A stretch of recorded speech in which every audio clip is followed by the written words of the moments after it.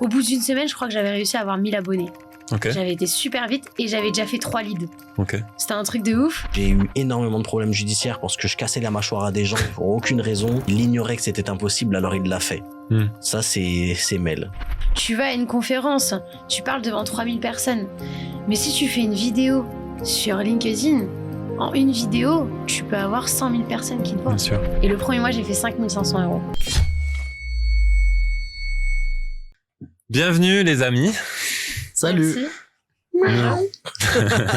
Nouvel épisode du podcast avec Shannon qui est dans les bras de Hugo.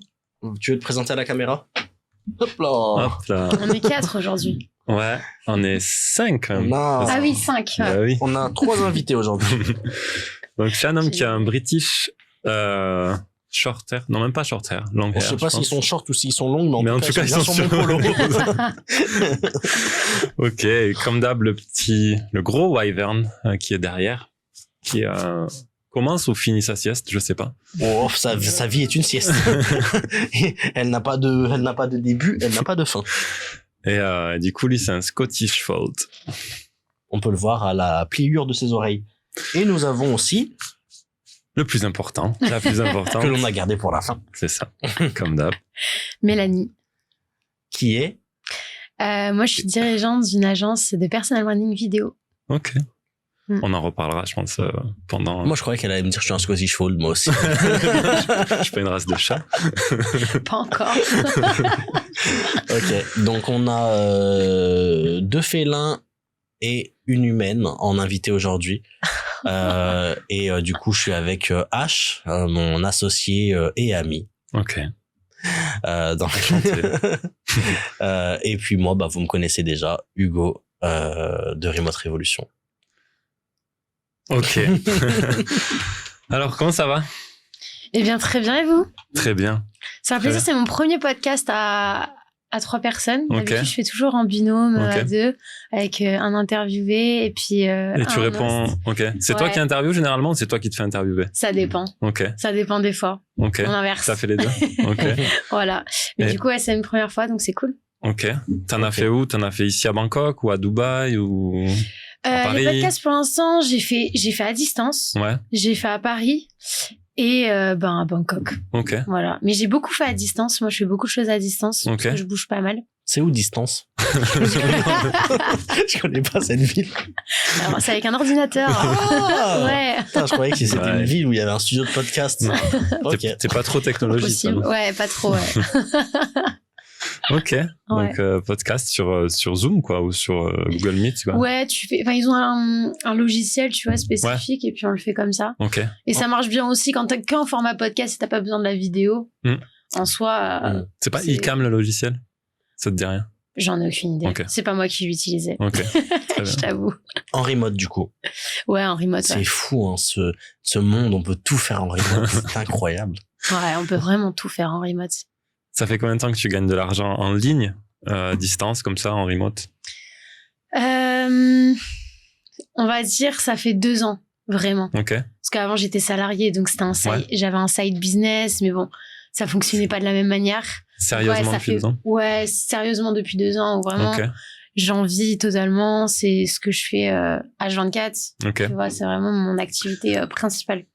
Ouais. Tu faisais quoi avant à Paris, en salarié? Quand j'étais salariée, T'en as fait beaucoup? j'ai fait beaucoup Ouais. de choses différentes, ouais. Ok. Moi, j'ai commencé à travailler, j'avais 16 ans. Ah ouais? Donc, j'ai fait vraiment plein de métiers différents. J'ai été serveuse, barmaid, vendeuse chez Footlocker. Ok. Ah ouais? J'ai fait vraiment Avec la petite plein de- chemisette zébrée. Exactement, ouais. Et je l'ai toujours d'ailleurs. Ok. Bon souvenir, ça. Ouais. Mais ouais, j'ai fait ça et puis après j'ai commencé à être commerciale. Ouais. Mais moi, je changeais de job tous les 3-4 mois. Ok. Pourquoi? 6 Parce que mois. t'avais envie d'apprendre ou alors ça te saoulait ou enfin c'était Ça quoi la me raison? saoulait. Ouais. Ouais, je commençais, j'étais contente et puis en fait au final, je travaillais vraiment, c'était vraiment alimentaire quoi. Ouais. C'est un objectif. Bah de toute façon, faut subvenir à ses besoins. Hein. Ouais, bien sûr. Tu vis pas d'amour et d'eau fraîche. Mhm. Donc je travaillais parce qu'il fallait et après j'ai commencé à m'intéresser un peu au marketing Ok.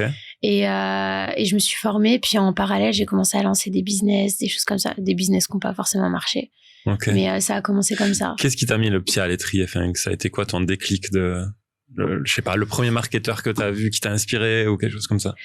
Le déclic, ça n'a même pas été un marketeur ou autre, ça a plutôt été ma situation en fait. Ouais. J'avais trouvé quand j'étais salariée en tant que commerciale, j'ai une entreprise qui m'a démarché, Ouais. qui était spécialisée dans la gestion de patrimoine. Ok. Ils te vendent ça comme la gestion de Mais ils font de la patrimoine. défisque. Au final, Ouais. tu vends du PER, Ouais. de l'assurance vie. T'es un vendeur, en fait. Ouais, t'es un Mais ils te commercial. Des vendent... appartements sur plan. Ouais. Ouais, c'est ça. Mais ils te vendent le truc, tu vas être conseiller en gestion de patrimoine, tu vas gérer la fortune Ah, bah, de ça personnes claque. riches, ça Ouais, claque, oui. tu vois. Ouais. Moi, je me suis dit, waouh, c'est l'opportunité de ma vie. C'est bon. J'ai réussi ma vie, c'est tout tracé, quoi. Non. Et en Parce que fait, c'est non. dur, tu dois Je vais trouver des pouvoir clients. porter des chemisiers tu pour dois- aller au bureau. Ouais, c'est ça. Mais j'avais les talons, j'avais Ouais. le tailleur. Puis après, Mais tu dois faire du phoning. Mais c'était et tout. catastrophique. T'es Je un passais télépro. Oui, je Ouais. te jure, je passais toutes mes Ouais. journées de 8h à 20h. J'étais sur les pages jaunes en train d'appeler des docteurs. On m'envoyait chez toute la Bah ouais, journée bien sûr. pour avoir 3 rendez-vous, alors que j'appelais toute la journée. Et après, tu dois aller à un rendez-vous et tu dois signer au premier rendez-vous, tu dois Bien sûr, vendre. un R1. C'était catastrophique. Et Ah, j'ai fait ça. t'as pas aimé? J'ai détesté. Ah ouais J'ai détesté. Mais tu passes toute ta journée à être au téléphone. C'est une tâche répétitive. C'est Ouais. toujours la même chose. Tu prends pas plaisir si tu fais 1 heure par jour. Ok. On avait déjà marre de vendre des baskets au bout de 3 mois. Ouais.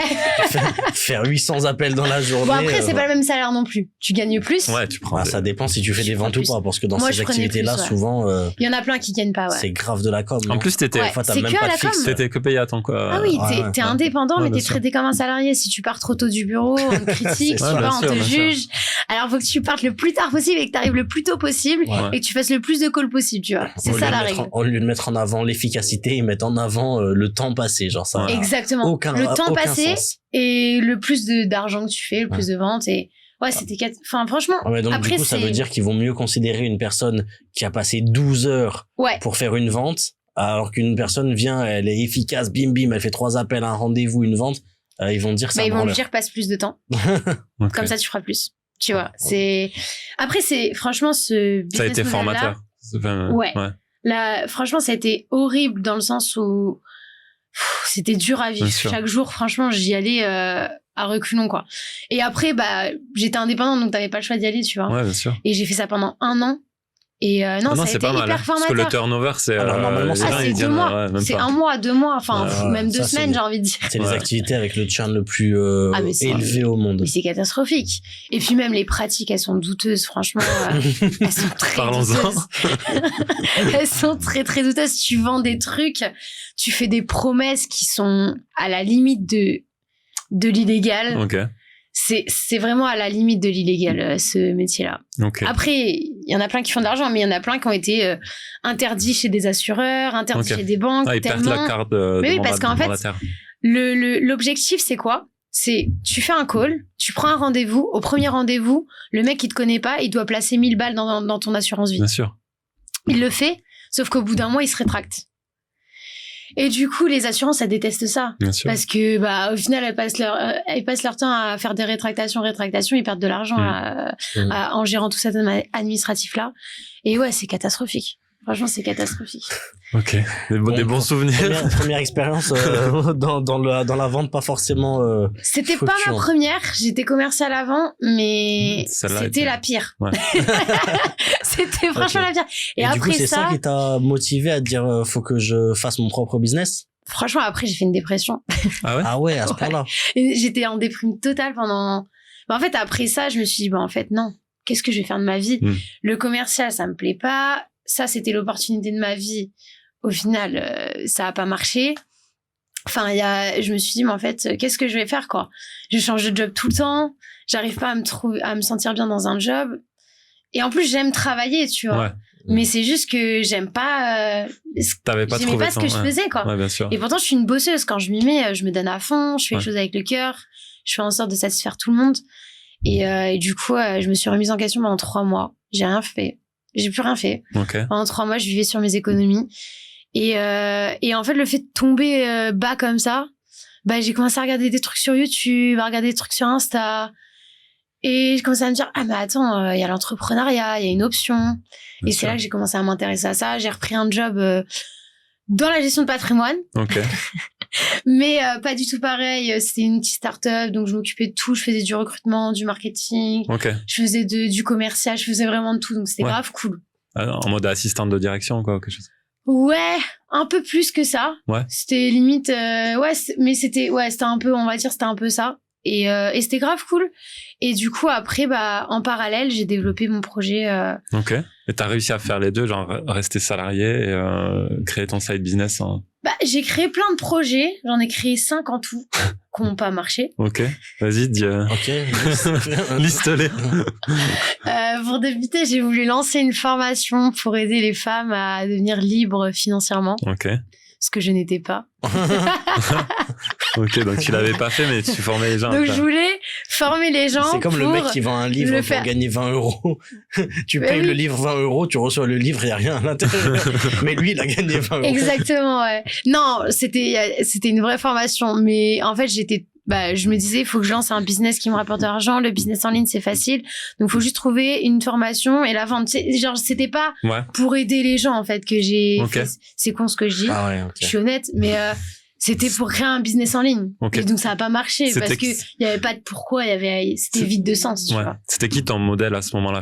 Est-ce qu'il y avait un business aux États-Unis ou en France que tu essayais de modéliser, ou est-ce que tu as suivi, je sais pas, des Russell Brunson, des funnel marketeurs, Non, j'en étais pas là. Ouais. Déjà, je parlais pas anglais. Je parle anglais que depuis 4 mois. Okay. Ah ouais? C'est pas beaucoup. Il y a eu une révélation un jour, elle s'est réveillée le matin, elle parlait anglais. Voilà.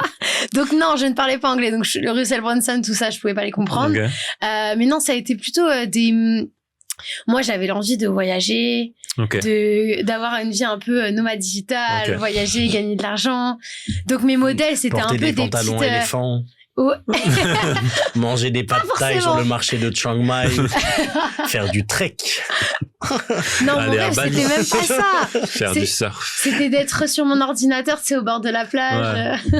Sortir son ordinateur au bord de la piscine sans rien ne faire dessus. Juste pour faire la photo. Exactement. Juste pour que les gens sachent que je suis pas en train de faire des vacances, je suis en train de travailler. Exactement. Je suis nomade digital. C'était exactement ça. Et du coup, tous mes modèles, c'était ça. C'était des filles qui voyageaient partout, qui étaient nomades digitales et qui communiquaient là-dessus. Il y en avait beaucoup à l'époque, Oui, il y en avait quelques-unes, que je suivais, une particulièrement, je sais plus son prénom, j'avoue. Bon, mais elle m'a beaucoup inspirée. Elle m'a beaucoup inspirée. Et je me rappelle, du coup, j'ai essayé de créer un truc un peu comme ça. Je me suis dit, je vais faire un truc comme ça, et puis après, comme ça, je vais voyager, et après, je vais pouvoir faire des formations là-dessus, etc. Et au final, bon, c'était vide de sens. C'était juste un truc comme ça, donc ça a pas pris. Et après, je me suis dit, vu que j'étais dans la gestion de patrimoine, je voyais plein de... Parce que le cabinet où j'étais, par contre, c'était un cabinet où t'avais vraiment des riches. Ouais. J'étais dans un cabinet de juifs. Pour la petite histoire. Et je tiens à dire que je me désolidarise de ce qui va suivre. De cet amalgame entre le fait que les riches et que les juifs sont riches. Ces propos n'engagent absolument que la responsabilité de notre invité. Non, mais. Non, je tairai le nom. Il y avait énormément de riches. On travaillait avec beaucoup de riches. Et j'en voyais des fois qui avaient une gestion de leur argent qui était vraiment catastrophique. Ouais, rock'n'roll. Ouais, vraiment catastrophique. Et je me suis dit, mais en fait, il y a un créneau là-dessus sur l'éducation financière, sur tout ça. Donc, j'ai commencé à lancer un Instagram où je partageais des conseils sur comment gérer son argent, sur comment investir, sur tous ces trucs-là. Et ça a commencé à prendre un peu. Et puis là, je me suis dit, attends, il y a un truc à faire. Et j'avais des personnes qui me contactaient pour faire des coachings. Je leur faisais des coachings, mais ça me plaisait pas spécialement. Je le faisais parce que ça venait à moi. Mais voilà, j'aimais pas. Mais par contre, je me suis dit, il y a un créneau à faire. Et je me suis dit, je vais créer une plateforme d'éducation financière. Ouais. Et comme ça, il va y avoir des formations pour gérer son budget qui vont être gratuites, accessibles à tous, aux jeunes, etc. Parce que quand on est jeune, on nous apprend pas ça à l'école. Et après, l'autre partie, il y aura des formations en crypto, des formations en bourse, tout ça, ce sera payant. Ce sera ça le business model, tu vois. À étiquette. Comme David Exactement. Et je me suis dit, je vais créer ça. J'ai trouvé un associé qui était spécialisé sur tout ce qui était investissement et une associée qui était spécialisée en développement web. Et j'ai travaillé sur ça pendant plusieurs mois. Et ça n'a rien donné. Ça n'a pas abouti. Parce que c'était moi qui étais la leaduse du projet. Ouais. Mais l'erreur que j'ai fait, c'est que je me concentrais sur développer la plateforme, développer les idées, aller se dire comment on va faire pour aller chercher du financement, tous ces trucs-là. Mais j'ai oublié le truc principal, en fait. Être en front et aller chercher c'est qu'il faut aller chercher du CA. La visibilité. Pour après, chercher du CA, faire du chiffre, et après, tu peux faire tout le reste, quoi. Et j'ai pas... T'as fait dans le mauvais ordre. J'ai fait dans le mauvais ordre. Je pense que c'est l'erreur que font 99% des entrepreneurs quand ils débutent. Ouais. Facile, si ce n'est pas 100%. Et ce que tu me disais par rapport à la formation, genre vendre la formation avant de la tourner, par exemple. Exactement. Ça, c'est ce que maintenant, c'est ce que tous les trucs que je vends maintenant, c'est toujours comme ça. Ouais. Avant, quand je crée une offre, je crée juste le message marketing, je balance, je vends, je fais. Okay. Je fais tout le temps comme ça maintenant. Mais avant, j'ai fait à répétition, j'ai fait le contraire pour comprendre vraiment le système. Bien sûr. Tu vois. Et ça a été une erreur. Et c'est un projet, j'ai passé des mois pour apprendre. Ouais, bien sûr, au moins t'as appris. Pour apprendre, ouais. Mais cool. C'est bien, du coup, t'as réussi à tirer profit de ton expérience. Et donc là, du coup, t'as eu ces quelques expériences-là, et maintenant, ton activité principale, celle qui t'a vraiment permis d'être libre, du coup, et de voyager finalement, qu'est-ce que c'est exactement? Qu'est-ce que tu fais maintenant? Il y a 2 ans, en fait, j'ai quitté mon job du jour au lendemain, et j'avais rien qui marchait vraiment, et je me suis lancée en tant que freelance, où je faisais du coaching en marketing, je faisais tout ce qui pouvait se faire, en fait. Si t'avais besoin d'une page de vente, j'allais te faire ta page de vente. Mais au moins, t'étais freelance. Ouais. Mais tout ce que elle avait une photo sur chaque... J'avais une SOP. En fait, moi, mon business model, il était catastrophique. Mais c'était quoi? J'étais sur des plateformes. Ouais. Je proposais une séance gratuite. Les gens venaient en séance gratuite. Et je vendais un truc. Tu vendais ce qu'ils voulaient acheter. Je vendais ce qu'ils voulaient. Exactement. Je vais apprendre à cuisiner. Je vais t'apprendre à cuisiner. On va s'arranger. On va trouver. Non, mais je savais pas faire. Et des fois, je vendais des trucs que je savais pas faire. Mais tu déléguais à des freelancers. Non. Elle apprenait à le faire. J'allais sur YouTube. J'apprenais à le faire, je le faisais. Ouais. Et ça marchait. Ça marchait, les clients étaient contents. C'est très bien. Et t'as pas besoin d'être un expert sur l'activité que t'as envie de vendre. En réalité, pour pouvoir coacher quelqu'un, il faut juste que tu aies au minimum une étape d'avance sur lui. Mais c'est ça, et si tu as une étape d'avance sur le mec que tu coaches, il a déjà de la valeur. Donc, en réalité, tu peux faire ça. C'est ce que tu as fait, du coup. Ouais, non, mais c'est ce que j'ai fait. Et là, c'est vrai qu'il y a plein de personnes qui s'imaginent qu'en fait, pour pouvoir coacher quelqu'un, pour avoir de la crédibilité, tu dois être le meilleur de ton domaine d'activité. Bon, en réalité, déjà, les meilleurs de leur domaine d'activité, c'est pas toujours les plus pédagogues. C'est pas ceux qui vont t'apprendre le plus de choses. Et au-delà de ça, en fait, même un mec qui est peut-être pas le meilleur du truc, s'il a juste un peu d'avance sur toi, il peut déjà t'apporter de la valeur. Donc, mais exactement. Peut-être plus qu'un expert. Des fois plus, parce qu'il est encore plus proche de tes problématiques. Bien sûr. Exactement. Non, mais totalement. Et je pense qu'il y en a plein qui hésitent à communiquer, à vendre, etc. parce qu'ils ne sont pas légitimes. Ouais, mais j'ai que 3 ans d'expérience. Mais 3 ans d'expérience. C'est beaucoup. Mais tu te rends compte, moi, ça fait 2 heures sur YouTube. Non, mais je pense que elle vend avec 0 heure d'expérience. Tu veux quoi? Tu veux apprendre à faire des sous-marins nucléaires? Non. T'inquiète. Laisse-moi 2 heures, je vais voir s'il y a une vidéo YouTube là-dessus. Non, mais elle a tout compris. 99% des gens, ils vont même pas sur YouTube voir si... bien sûr. 99% des gens se forment pendant longtemps. Et ne vendent jamais. Il faut vendre. Et se former. Se former. Après, il y a un minimum quand même, parce que si tu vends, et ça, il y en a plein qui le font aussi, il y en a plein qui vendent et ils délivrent pas derrière. Oui. Et ça, c'est une erreur, parce qu'en termes de réputation, tu perds beaucoup. De rétention, bien sûr. Je pense qu'il y a cet aspect de vendre et cet aspect de délivrer, parce que quand tu délivres après, t'as la recommandation, t'as le bouche à oreille, t'as une réputation, t'as tout qui ressort derrière. Donc, ouais. C'est important de faire. Une fois qu'ils ont appris le marketing avec Maëlle, ils peuvent aussi revenir la voir pour apprendre la cuisine, le diabolo, les rouleaux de printemps. Le cirque. Non, mais ça, j'ai arrêté ça. Hein. Okay. Ça, ce business model-là, il était viable pour un début, tu sais, quand tu vas te débrouiller et faire de l'argent et faire quelque chose, en fait. T'as fait ça combien de temps? Et j'ai fait ça pendant plusieurs mois, pendant presque 1 an, moins d'1 an. Okay. Mais c'était quoi cette volonté de devoir faire de l'argent? Là, tu viens de mentionner que c'était bien quand tu dois faire de l'argent. C'est quoi la situation qui finalement t'a fait le déclic? Est-ce que t'avais une problématique financière à ce moment-là? T'étais dans une situation délicate? pourquoi t'avais le sentiment que tu devais faire de l'argent? Bah, quand j'ai quitté mon job, moi, je gagnais à peu près 2000 € par mois. Quand j'étais à Paris, 2000 € par mois. C'est pas beaucoup. C'est comme un SMIC en province. C'est la même chose. Et je gagnais 2000 € par mois. Et quand j'ai quitté mon job, eh bien, j'en avais marre, en fait, d'être salariée. J'en pouvais plus. En plus, j'avais demandé une promotion, une augmentation. Ça avait été refusé. Enfin, bref. Et du coup, je me donnais plus. Ouais. Et donc, j'ai quitté mon job du jour au lendemain. J'avais 900 € sur mon compte bancaire. Ah ouais, du coup, t'avais pas beaucoup de marge devant toi. Et j'avais pas d'ordinateur. Et t'avais quoi comme charge fixe? J'avais 1200 € de charge fixe. 900 € de côté, 1200 € de charge fixe. Bah écoute, t'as quelques jours pour faire 300 €. Et pas d'ordi. Parce que mon ordi, c'était celui du travail. Okay. Et donc, du coup, j'ai fait quoi? J'ai fait un truc de dingue. J'ai fait un crédit à consommation de 5000 €. Avant de quitter mon salariat, parce que quand t'es salarié, tu peux faire un crédit. Ouais. J'ai fait un crédit de 5000 € et je me suis dit, bon, avec les 5000 €, t'achètes ton MacBook. Et j'ai acheté mon MacBook.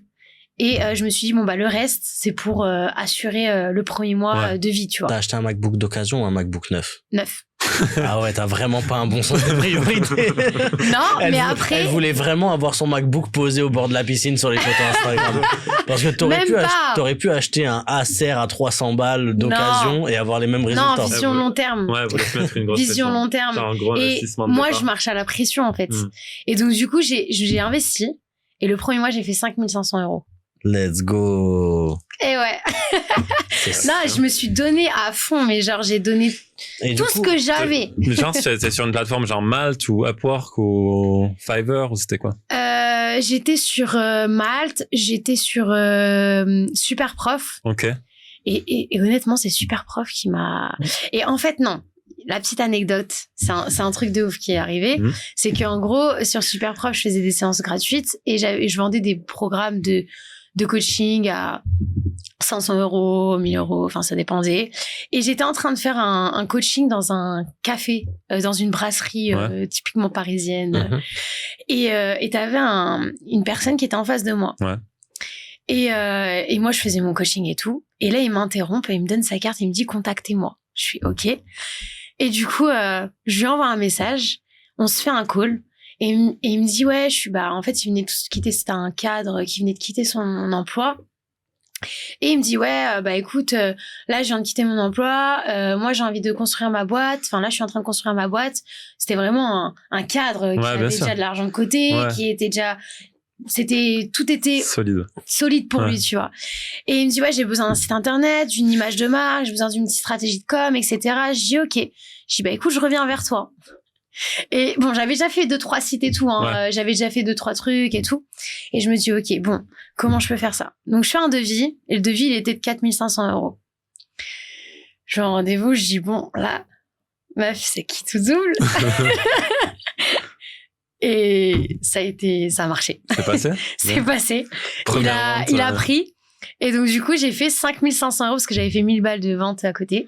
J'ai fait 5500 € le premier mois. Ça a dû te donner une confiance en toi de ouf. Mais en vrai, ça te débloque un truc parce que. Mais c'était un truc de dingue. Là, c'était même pas une plateforme qui t'avait mis peut-être 80% de ton CA. En fait, il venait juste d'un mec qui t'avait écouté faire du coaching et qui t'a dit, bah, let's go. Ouais, il a kiffé la manière dont on faisait les choses. Du coup, ça a dû te débloquer un truc dans ta tête où tu t'es dit, en vrai. En plus, tu fais un devis à 4500, donc je suppose que t'as jamais vendu de high ticket. Tu fais un devis à de la défisque avant Ah ouais, mais c'était pas 4500 dans sa poche à elle, c'était des commissions sur des produits différents, c'est pas du tout la même chose. Mais du coup, t'as jamais vendu une offre high ticket, tu fais un devis à 4500 à un mec, il la prend direct, il a peut-être même pas négocié le gars parce que dans des bails comme ça 4005 sur un cadre, en fait, il se dit putain, c'est pas cher. Et donc au final, mais il a dû vraiment accrocher avec elle. Au final, t'en arrives même à dire putain, j'aurais dû lui deviser 8000. Non, après. Non, même pas. Et le pire, c'est que, non, même pas. Franchement, je me suis pas dit que je devais faire plus. J'ai sauté partout dans mon appartement. J'étais là, ouais. Mais j'étais super contente. Est-ce que quand tu lui as proposé l'offre, il a quand même eu de la friction ou il t'a dit oui direct? Non, je lui ai proposé l'offre à 5500 et il a négocié à 4500. Ok. Donc du coup ça va. Ouais. Mais à savoir qu'en plus je lui ai vendu ça. Moi-même j'avais pas de site internet. Je lui vendais une image de marque, je lui vendais un site internet, je lui vendais une stratégie de com. J'avais rien. J'avais pas de com, J'avais pas de site internet, j'avais pas de stratégie de marque. Toi, ta com, c'était le café, quoi. Toi, ta com, c'était de te poser dans le café jusqu'à qu'il y ait un mec qui te trouve suffisamment attractif pour te donner sa carte. Lead génération dans une brasserie parisienne. Voilà, ça marche aussi. D'ailleurs, j'avais fait un post là-dessus, il avait cartonné, il avait fait plus de 100 000 vues et tout. Ah ouais? Il avait cartonné ce post sur LinkedIn, les gens, ils avaient kiffé, ouais. Bah, franchement, c'est bien, c'est hyper original. Et donc, du coup, ouais, tu t'es dit, ok, en fait, si j'essaye, ça passe, quoi. Donc, autant continuer d'essayer. Exactement. Et du coup, ça a marché. Et après, ça a été un déclic pour moi. Je me suis dit, là, c'est un signe. Le mec, il est tombé du ciel. Il est arrivé comme ça, c'est un signe. Tout cuit dans l'assiette. C'est que c'est le moment de me lancer dans l'entrepreneuriat pour de vrai. Ouais, bien sûr. Et là, il y a plus d'options. Je retourne pas dans le salariat, plus jamais. C'est fini. Et là, ça a commencé. Je me suis débrouillée. J'ai trouvé tous les trucs possibles pour aller faire de l'argent. Et pendant quelques mois, j'ai fait ça, sauf que c'était super compliqué. Parce que, il y a un mois où j'étais à 2000, un mois, j'arrivais à 7000. Je faisais des chiffres, mais t'es complètement aléatoire. Il n'y avait pas de stabilité, mon business. Puis tu devais toujours... Ça dépendait beaucoup de ta prospection, en gros. En fait, c'est un peu comme ça, toujours le cycle, tu sais, quand tu commences ton business, en gros, tu mets beaucoup d'efforts sur la prospection, donc t'as plein de trucs dans les tuyaux. Au final, les trucs commencent à sortir des tuyaux, donc tu délivres. Et vu que t'es en train de délivrer, t'es pas en train de faire de l'acquisition. Donc, du coup, t'as une période où le mois d'après, t'as pas fait d'acquisition, donc tu te retrouves dans la merde parce que t'as pas de nouveaux clients. T'as pas de process. Tu te remets à commencer à travailler et cycler jusqu'au jour où tu comprends qu'en fait, il faut constamment être en train d'approvisionner ton pipe et que si t'arrêtes d'approvisionner ton pipe, à un moment donné, tu vas te retrouver dans une situation où tu auras plus de leads qui sortent. C'est exactement. Donc, c'est un truc que font beaucoup de gens, hein. Même tous les commerciaux, tu sais qu'il y a plein de commerciaux qui ont ce rythme-là où genre, t'es dans la merde financièrement. Du coup, tu bosses comme un acharné, tu fais plein d'oseille. Ouais. Vu que t'as fait plein d'oseille, le mois d'après, tu bosses plus du tout. Et du coup, t'as plus d'oseille. Tu bosses un mois sur deux, quoi. C'est pas du tout stable. Il y a plein de commerciaux qui bossent comme ça, hein.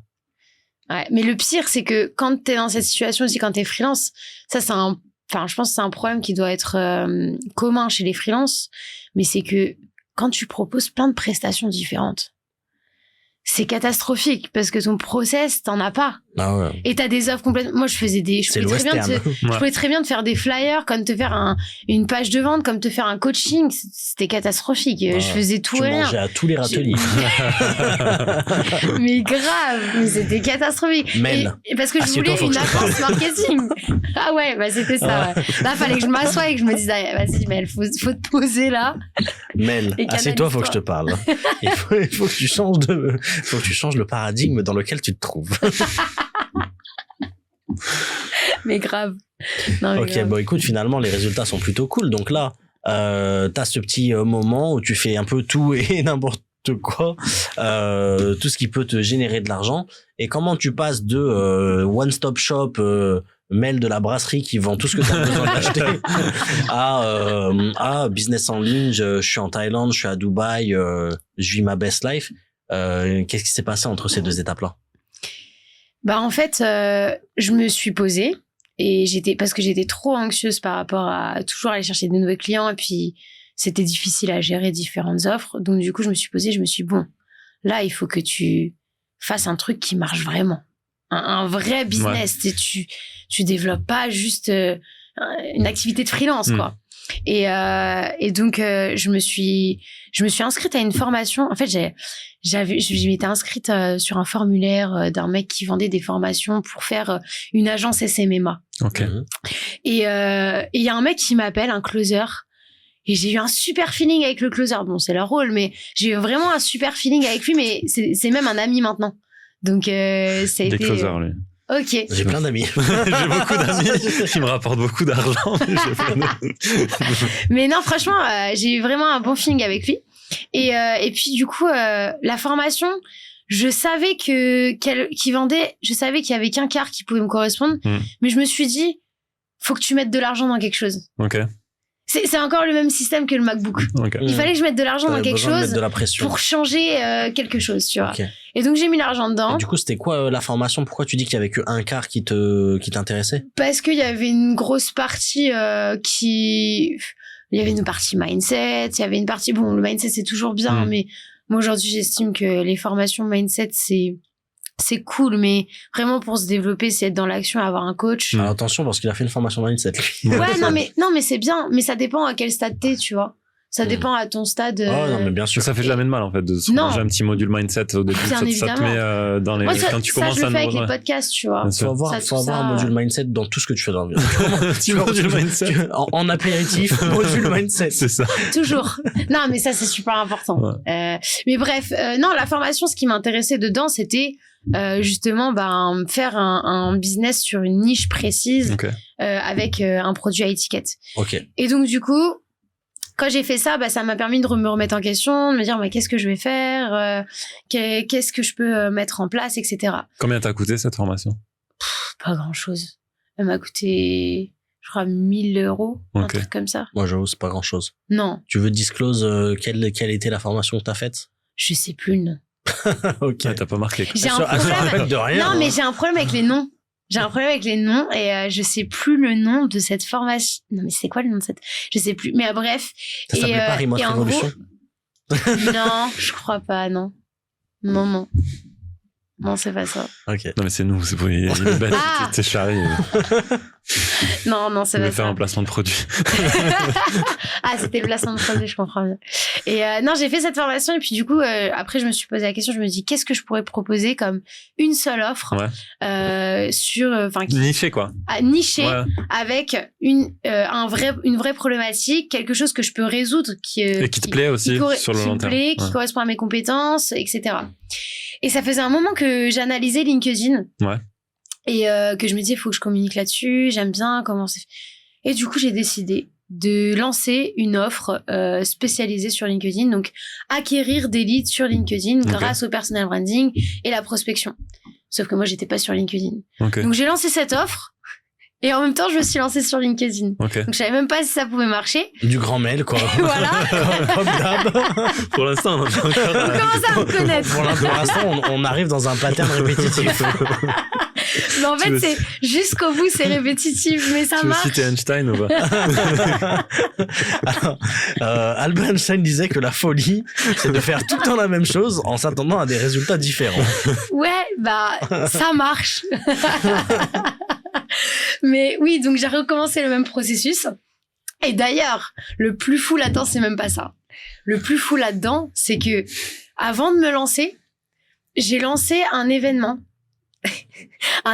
Une conférence, un événement en présentiel sur Meetup. J'ai eu plus de 60 inscrits. Je m'étais même pas encore lancée sur LinkedIn. Et le thème, c'était comment générer des leads sur LinkedIn. Une semaine avant le Meetup, je me lance sur LinkedIn. Et en fait, le Meetup, je l'avais organisé dans un hôtel Mercure. C'était payant ou c'était gratuit? C'était gratuit. Tu devais juste payer ta boisson. Et en fait, je connaissais le directeur général de l'hôtel Mercure. Donc du coup, il m'avait laissé venir faire l'event et tout dans le Mercure. Et puis les Mercure, pas pour leur faire une pub, mais il y en a pas mal qui te laissent venir faire des events dedans gratuitement. Et en échange, donc bref. Pour la visibilité. Voilà, c'est pour la visibilité. Ça leur fait du chiffre d'affaires au bar. Ouais, puis ça leur fait de la publicité. Donc voilà, c'était super de pouvoir le faire là-bas. Et donc, j'ai organisé cet event. Une semaine avant, j'ai pu publier sur LinkedIn. J'avais 300 abonnés quand j'ai commencé. Au bout d'une semaine, je crois que j'avais réussi à avoir 1000 abonnés.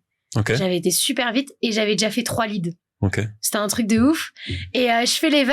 Du coup, je fais un event. J'ai fait 3 leads sur LinkedIn. C'est ridicule quand j'y pense aujourd'hui. Et j'avais 1000 abonnés. Et je suis là en train de première conférence de ma vie, premier event de ma vie, j'avais plus de 25 personnes devant moi, des dirigeants, des entrepreneurs. C'est ça le truc en plus, c'est que ton buyer persona, c'est pas François Pignol qui sort de son 9 to 5. C'est genre que des cadres. Ouais, c'était vraiment... Et j'ai pris la parole et j'ai fait ma conférence en disant qu'est-ce qu'il fallait faire sur LinkedIn pour faire de l'acquisition. Comme si ça faisait 10 ans que je faisais ça. Et tu l'as dit que ça fait qu'une semaine que t'avais... Bah oui. Mais oui, je leur disais, regardez, ça fait une semaine que je me suis lancée. Et du coup, Mel, c'est l'allégorie de... j'en ai rien avant de réfléchir. Elle réfléchit après. Il n'y a pas de croyances limitantes chez Mel. Non, pas du tout. Les croyances limitantes, ça n'existe pas. Non. Ouais, c'est une qualité d'entrepreneur. Non, mais on en parlait en plus la dernière fois. On disait que genre les gens qui réfléchissent beaucoup, ils ont pas forcément les meilleurs résultats parce qu'en réalité les gens qui réfléchissent pas, au moins ils font quoi. Mais tu vas dans l'action. En fait, c'est ça, tu vas dans l'action, tu fais des erreurs, t'apprends, ou tu vas dans l'action et tu réussis et c'est cool, tu vois. Mais je pense que c'est le meilleur moyen d'apprendre, tu vois. Moi, dans les deux cas, le fait d'actionner, en réalité, ça peut avoir que du positif à la fin. Ça peut avoir que du... Moi, dis-toi, après l'event, il y avait mon amie qui était là, elle a été chercher 6 témoignages vidéo de personnes dans l'event qui disaient qu'elles avaient adoré, que j'avais apporté plein de valeurs, qui savaient pas du tout toutes ces choses-là sur LinkedIn, etc. Enfin, ils avaient vraiment adoré. Okay. Et en plus, après, ça m'a fait une photo à mettre sur LinkedIn. Enfin, c'était génial. Donc, non, franchement, et dès le premier mois... En une semaine, elle est passée de « je suis pas sur LinkedIn » à « je suis un gourou de LinkedIn ». Mais exactement. Et en 1 mois, j'ai développé, je crois que j'avais développé à peu près 3000 abonnés. Et je m'étais fait 43 leads, 43 rendez-vous. Je m'en rappelle parce que c'était incroyable pour moi. Et du coup, taux de closing, ma solution marchait. Taux de closing, je sais plus, j'étais à peu près... c'était pas fou. Je crois que j'étais à peu près à 20 ou 30%. Mais à savoir que mon offre, elle n'existait pas. C'est-à-dire que j'ai créé du grand mail. Non, mais j'ai créé l'offre parce que quand j'étais en rendez-vous avec les prospects, en fait, moi, je vends un truc. On m'a dit, faut vendre. Bon, je vends. Mais je savais pas qu'est-ce que je pouvais leur vendre. Je savais pas c'était quoi leurs besoins. Donc, on va s'arranger. J'ai testé des trucs différents. Donc, des fois, je proposais une offre, des fois une autre offre. Et après, je voyais ce qu'ils prenaient. Et non, au final, il y en a qu'une qui prenait. Ce que j'avais remarqué, c'était vraiment l'offre coaching, accompagnement. Donc, du coup, j'ai lancé cette offre-là. Donc, des fois, je testais un prix, des fois un autre, pour voir ce qui marchait le mieux, etc. A/B testing in real life. Real life, yeah. Et ça a super bien démarré comme ça. Et puis après, j'ai lancé ma formation. Et franchement, non, ça a cartonné. Okay. Ça a cartonné. Et t'as arrêté ça, tu fais plus ça? Et en fait, j'ai changé mon business model. T'as switché un peu de... J'ai switché de business model. Mais au final, c'est toujours la même chose. Mais j'ai switché, c'est-à-dire que j'ai adoré faire les formations, les coachings. C'est un business model qui est génial parce que tu peux aider des personnes qui n'ont pas forcément les moyens d'aller investir. Quoique mon coaching, il a commencé, il était à 1500 €. Il a fini, 1500 € pour 8 séances de coaching. À la fin, j'étais à 3500 € pour 4 séances de coaching. Bien sûr. Mais après, il y avait la formation, il y avait la communauté, etc. Mais dans le sens où c'est un business model qui est top pour le rendre accessible à tous. Et c'est un business model qui est génial pour faire de l'argent aussi. Faut se le dire. Rapidement, direct, ça marche. Parce qu'en fait, tout ce que tu as à faire, en fait, le process, il est simple.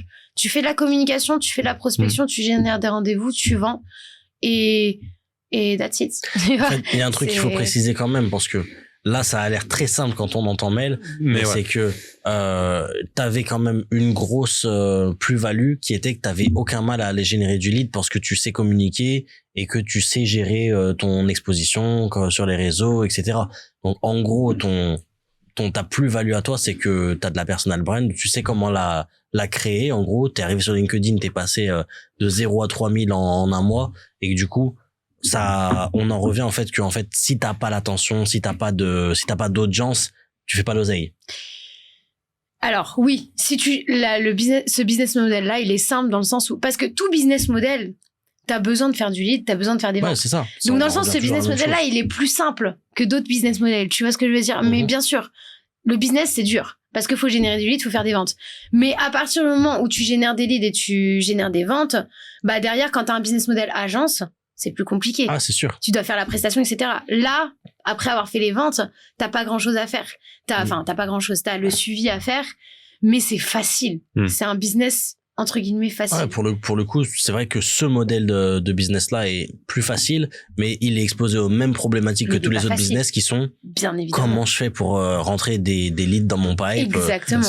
Comment je fais mon acquisition. C'est soit tu mets du budget pub, soit tu mets du temps et de l'énergie. Ouais, et ça, c'est un levier super important parce que la dernière fois, je reçois un message, ça m'a fait trop rire, mais je reçois des messages sur LinkedIn de personnes qui me demandent des conseils. La dernière fois, je reçois un message c'était un responsable dans une entreprise qui voulait lancer son side business. Et je lui dis, super, et comment ça se passe? Il me dit, écoute, j'aimerais bien en vivre. J'ai dit, ok, mais qu'est-ce que t'as mis comme stratégie en place pour en vivre? Il me dit, je fais avec mon réseau, le réseautage, mais bon, ça prend trop de temps.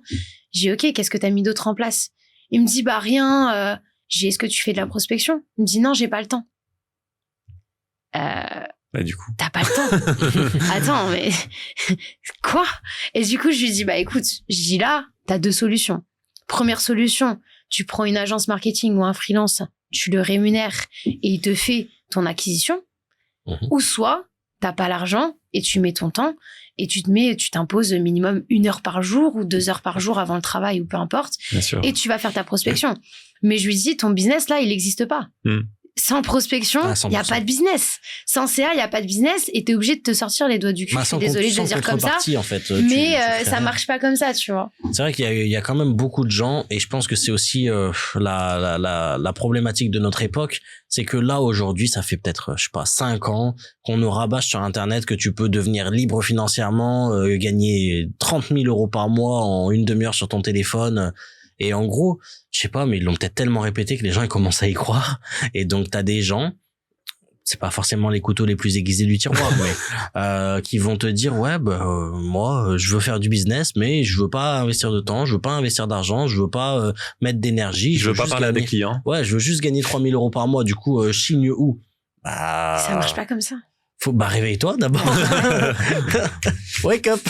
Réveille-toi et après faudra choisir. À un moment donné, c'est soit tu mettras du temps, soit tu mettras de l'argent, soit tu mettras les deux à la fois. Mais on n'a rien sans rien. Et c'est ça le problème, c'est que c'est pour ça que la majorité des entrepreneurs n'arrivent jamais à vraiment réussir dans l'entrepreneuriat parce que il y a 10% parce qu'ils font des entrepreneurs et même moins, je pense. Ils font exactement autant d'efforts que les autres, mais ils veulent avoir des résultats exceptionnels. Mais ça marche pas comme ça. C'est une phrase que je dis tout le temps. Je pense que je la dis 1 fois par jour, mais c'est que pour avoir des résultats exceptionnels, il faut mettre en place des actions et des efforts exceptionnels. Et le pire dans tout ça aussi, c'est que quand tu débutes l'entrepreneuriat et que tu te mets à faire de la prospection, la com, etc., ça peut super bien marcher au début. Mais après, ça peut retomber aussi vite. Et ça aussi, c'est ça aussi le mindset. C'est que la régularité. T'as le fait de réussir une première fois, mais après, t'as le fait de stabiliser ton business. Et ça, je pense, c'est un obstacle qui élimine encore beaucoup de personnes. C'est ce qu'on disait tout à l'heure, en fait. C'est que le fait de l'avoir fait une fois, c'est très bien, mais en fait, il faut le faire de manière régulière et constante. Exactement. Comme tout ce que tu fais dans ta vie. Si tu le fais une fois, ça t'apportera peut-être des résultats, mais si tu le fais une fois par jour, tous les jours, pendant 1 an, ça t'apporte fois 1000 parce que c'est des intérêts composés sur tes efforts, en fait. Si tu fais 1% mieux tous les jours, à la fin, t'es à 3700% de... 37 fois mieux. T'es à 3000... Ça fait quoi? Ça fait 3700%, c'est ça. Fois mieux. Donc, donc au final, ça, c'est les intérêts composés appliqués aux efforts que tu mets dans ton recherche de but, quoi. Non, mais c'est super important de le prendre en considération. Et c'est ça le problème aussi Enfin, je pense que aujourd'hui, on a la chance d'avoir le digital pour... C'est beaucoup plus facile aujourd'hui de développer un business qu'il y a 10 ans. Ouais. T'as Internet, avec 0 €, tu prends ton téléphone et oui, tu peux développer un business. Mais c'est pas aussi simple. Et le problème, c'est que dans la communication, on dit aux gens que c'est simple, qu'il suffit juste de passer à l'action, communiquer. Mais j'ai des personnes que j'ai rencontrées quand j'étais à Bali, par exemple, qui avaient des dizaines de milliers d'abonnés sur Instagram et qui faisaient presque pas de CA. Ouais, mais ça, c'est parce qu'ils sont en Bali. Ça c'est propre. C'est parce qu'ils passent 9 heures par jour à faire des photos dans la piscine avec des coconuts et 1 heure par jour à travailler. Du coup, c'est moyen. À Bangkok, on est pas ça, c'est sûr. Ça, c'est sûr. En fait, t'as Bali, c'est le top niveau du digital nomade qui se branle sur ses résultats. Ensuite, t'as Phuket. Là, c'est l'entre-deux où les gens, ils sont un peu au boulot, mais un peu digital nomade à se branler aussi quand même. Et après, t'as Chiang Mai, où là, ça bosse un petit peu plus. Mais il y a rien à faire. Il y a rien à faire. Il y a rien à faire. À part porter des pantalons éléphants pour aller dans les montagnes, là. Mais tu le fais pas tous les week-ends. Attends, il y a des gens pour qui c'est une tradition. Ah ouais? Ouais. D'ailleurs, je connais un mec. Et il est en face de moi, là, et il porte des pantalons éléphants. Bon, après, quand je vais à Chiang Mai. Après, je balance pas, mais, et voilà. C'est pour la blague, c'est à chaque fois, il y aura une photo, ça le fait rire. Ça le fait beaucoup rigoler. Ça me débecte. Et puis après, t'as Bangkok où quand même les gens bossent, là. Ouais. Là, à Bangkok, t'as des gens qui sont sérieux. Bangkok, Dubaï, les gens, ils sont là pour bosser. T'as des gens qui construisent des trucs, qui ont... C'est la city. Pour moi, à partir du moment où t'es à la city, t'as beaucoup plus d'énergie pour travailler, pour faire du hard work, etc. Quand t'es à Bali, Du réseau aussi. Oui, du réseau carrément aussi. Pas négligeable. Tu vois, le fait d'avoir 10 personnes autour de toi qui se lèvent tôt le matin, qui vont à la salle, qui travaillent. Ça influence ta si vie. toi, tu te lèves tard et que tu fais rien de ta vie, putain, je suis une merde. Tu te sens pas bien, t'as envie de coller au moule, tu vois. Donc, tu te mets à bosser. C'est ça le problème à Bali. C'est comme que tout le monde mec, est en mode détente. Ouais, c'est ça. Et du coup, tu peux pas être enfin, tous les déjà, il y a énormément de fake entrepreneurs à Bali. Ouais. Mais, j'appelle ça des faux-entrepreneurs. Ouais. Faux-entrepreneurs. Pas mal. Ouais, j'avais pas pensé. Mais ouais, il y en a plein qui sont comme ça. Vas-y, quoi? Je viens de l'inventer. Pourquoi tu chuchotes? Je sais pas, c'est marrant. Tu vas faire de l'ASMR. On va faire des podcasts ASMR. Ah ouais, on peut prendre un des chats pour venir faire les griffes sur le micro. Oh mon Dieu, je déteste ces vidéos-là. Ouais, on a eu un... C'est trop stressant. On a eu un podcast avec un mec qui était mi-ASMR. Mais je dis pas son nom. Il parlait comme ça. Non, elle était chill. Il parlait comme ça de loin. Et là, il était très calme. Non, c'était cool. J'adore. Ouais, du coup, désolé, je t'ai coupé. Ouais, parce que j'ai vu ce que je disais. Bah ouais, mais parce que oui, je disais Instagram. À Bali, tu disais à Bali, il y a beaucoup de faux trop. En fait, ouais, des fake influenceurs. Non, les fake influenceurs, ouais, c'est ça. C'est autre chose, ouais. Il y en a plein qui font de la communication, qui ont plein d'abonnés, mais ils savent pas faire de la communication pour l'acquisition. En fait, t'as une différence entre communiquer et faire de la visibilité et communiquer et faire de l'acquisition, en fait. Bien sûr. Ouais, grave. Et t'en as plein qui ont des business, mais qui savent pas communiquer pour l'acquisition. Bien sûr. T'en as énormément. Et c'est ça le problème, c'est qu'il faut régler la manière dont tu communiques, faut régler la manière dont tu optimises tes profils. Il y a plein de choses à régler, en fait, pour faire de l'acquisition. Et donc, c'est pas aussi facile que ça. Du coup, t'es devenue une experte en visibilité sur réseaux sociaux, mais pour l'acquisition. Ouais, vraiment, moi, aujourd'hui, c'est ça mon point fort. C'est ça que j'apporte à mes clients. Et quand tu dis réseaux sociaux, c'est majoritairement LinkedIn, parce que tu parles de LinkedIn beaucoup depuis tout à l'heure, ou alors c'est aussi les autres réseaux sociaux? Jusqu'à maintenant, jusqu'à peu de temps, j'étais vraiment centrée, comme je l'ai dit là, sur LinkedIn, l'acquisition LinkedIn, où je faisais des coaching formations. Et en fait, j'ai switché. Et je suis passée sous un format agence personal branding vidéo. Parce qu'en gros, déjà, sur la formation, faut être honnête, mais sur la formation et le coaching, la problématique que j'ai vue, c'est que il y a un très très faible pourcentage de personnes qui passent à l'action. Okay. C'est-à-dire, ils font la formation, mais ils passent pas à l'action. Ouais. Ou ils font pas la formation. Ils l'achètent, mais ils la font pas. Et sauf que ça, c'est lié à l'industrie, c'est lié au domaine et c'est ok. Sauf que, y a des entrepreneurs qui développent des gros business là-dedans et ils sont ok avec ça, sauf que moi, en fait, j'étais pas ok avec ça. C'est-à-dire que moi, je prends trop à cœur, en fait, d'avoir des résultats, que mes clients aient des résultats. Et ça me prend trop au trip, en fait, de voir que les gens, ils passent pas à l'action. Et du coup, j'ai perdu confiance en mon offre. J'avais plus envie de communiquer. Enfin, je trouvais plus de sens, en fait, dans ce que je faisais. J'ai perdu totalement le sens de ce que je faisais. Et je me suis dit, mais là, je peux plus continuer comme ça. Il faut que je switch. Et moi, ma force, comme vous avez pu voir, c'est de passer à l'action. C'est qu'elle a pas de pensée, elle a pas de croyance limitante. Exactement. Et ma force, c'est vraiment de passer à l'action. Et c'est vrai que j'étais en contact avec beaucoup d'entrepreneurs qui étaient en galère de leads, qui voulaient des leads, mais qui voulaient rien faire pour en avoir, etc. Donc, je me suis dit, bon, aujourd'hui, où sont mes forces? Quelles sont mes compétences? Quelle est ma passion? Et qu'est-ce que je peux faire? Comment je peux switcher mon business pour vraiment qu'il y ait des résultats? Et en fait, il y a un ami à moi qui est entrepreneur qui m'a grave inspiré pour ça. Il a une équipe de plus de 300 personnes. Il fait des conférences devant des 3000, 4000 personnes. Et je travaillais beaucoup avec lui. D'ailleurs, c'est Pierre. Je sais pas s'il va écouter cette vidéo, mais peu importe. Okay. Mais je travaillais beaucoup avec lui quand j'étais à Paris, à la Tour Montparnasse, et il m'inspirait de ouf. À chaque fois, j'allais travailler avec lui, je me disais, mais quel changé d'avoir un ami entrepreneur comme lui, tu vois. Pierrot, t'es incroyable. Pierre, ça comment m'inspire. Il s'appelle Pierre. Et Pierre comment? Présent. Pierre présent. Je vais pas divulguer son prénom, je sais pas si, mais. S'il est connu par 300 personnes. Mais il est pas connu justement en ligne. Il est pas connu en ligne, il est invisible en ligne et jusqu'à maintenant il est toujours invisible. J'ai pas encore réussi à le convertir. C'est une pierre parmi tant d'autres. Exactement. Pierre qui roule la masse pas mousse.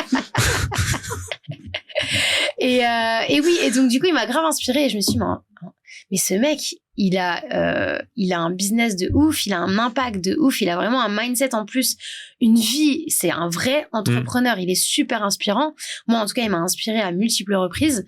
Et ce mec-là, imaginons, il communique sur les réseaux sociaux, s'il communique sur LinkedIn, sur Instagram, etc., mais il peut changer des vies, tu vois. Et il ferait x10 sur son business. Et du coup, il amasserait de la mousse. Comment ? Du coup, il amasserait de la mousse. Exactement.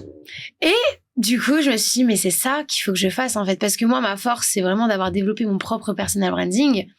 Et j'adore prendre la parole, aller en studio, prendre la parole, etc. Et je me suis dit, c'est là où je dois me positionner.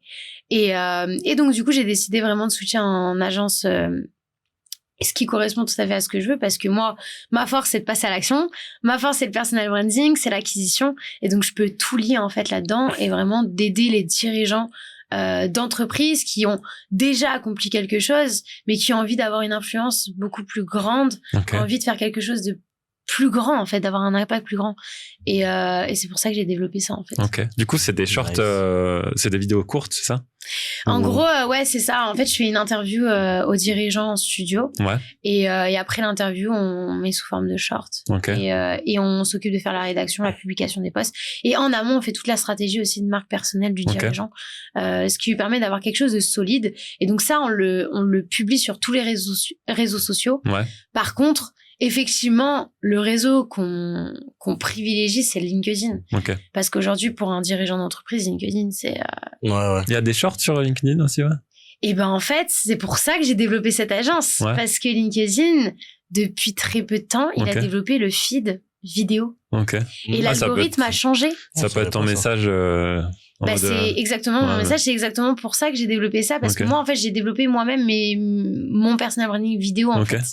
Et c'est vrai que LinkedIn, l'algorithme a changé et les interactions, l'engagement, etc., il est beaucoup plus bas maintenant. Par contre, sur les vidéos, il est en hausse. Ouais, je pense qu'ils avaient envie de se détacher de l'image où c'est que des mecs qui écrivent des statuts. Ouais, il y a des shorts maintenant.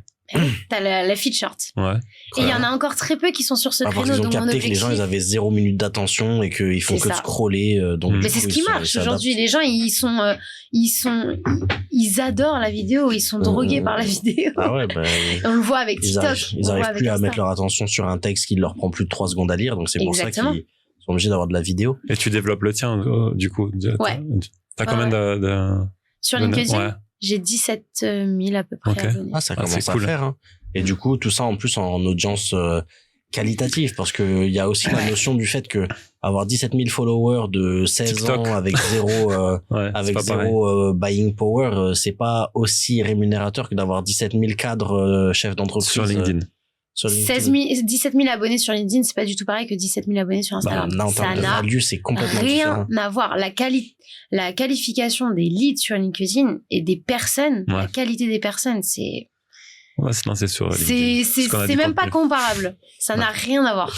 Donc, c'est pour ça que l'idée, c'est de miser beaucoup plus sur LinkedIn, mais de dupliquer, parce que autant dupliquer ces vidéos sur les autres réseaux, et ça permet d'avoir un impact qui est beaucoup plus gros en termes d'influence. Et quand tu fais ta prestation pour un CEO ou quelque chose comme ça, tu lui crées juste un podcast ou c'est genre quelque chose de ongoing sur plusieurs mois, avec une stratégie long terme, avec peut-être, je sais pas, 10 vidéos par mois ou quelque chose comme ça? Non, c'est stratégie long terme. En fait, quand on débute, moi, je crée toute la marque personnelle. Ouais. Moi, ma force, c'est ça, c'est que j'ai ce côté où je vais vraiment arriver à comprendre le dirigeant.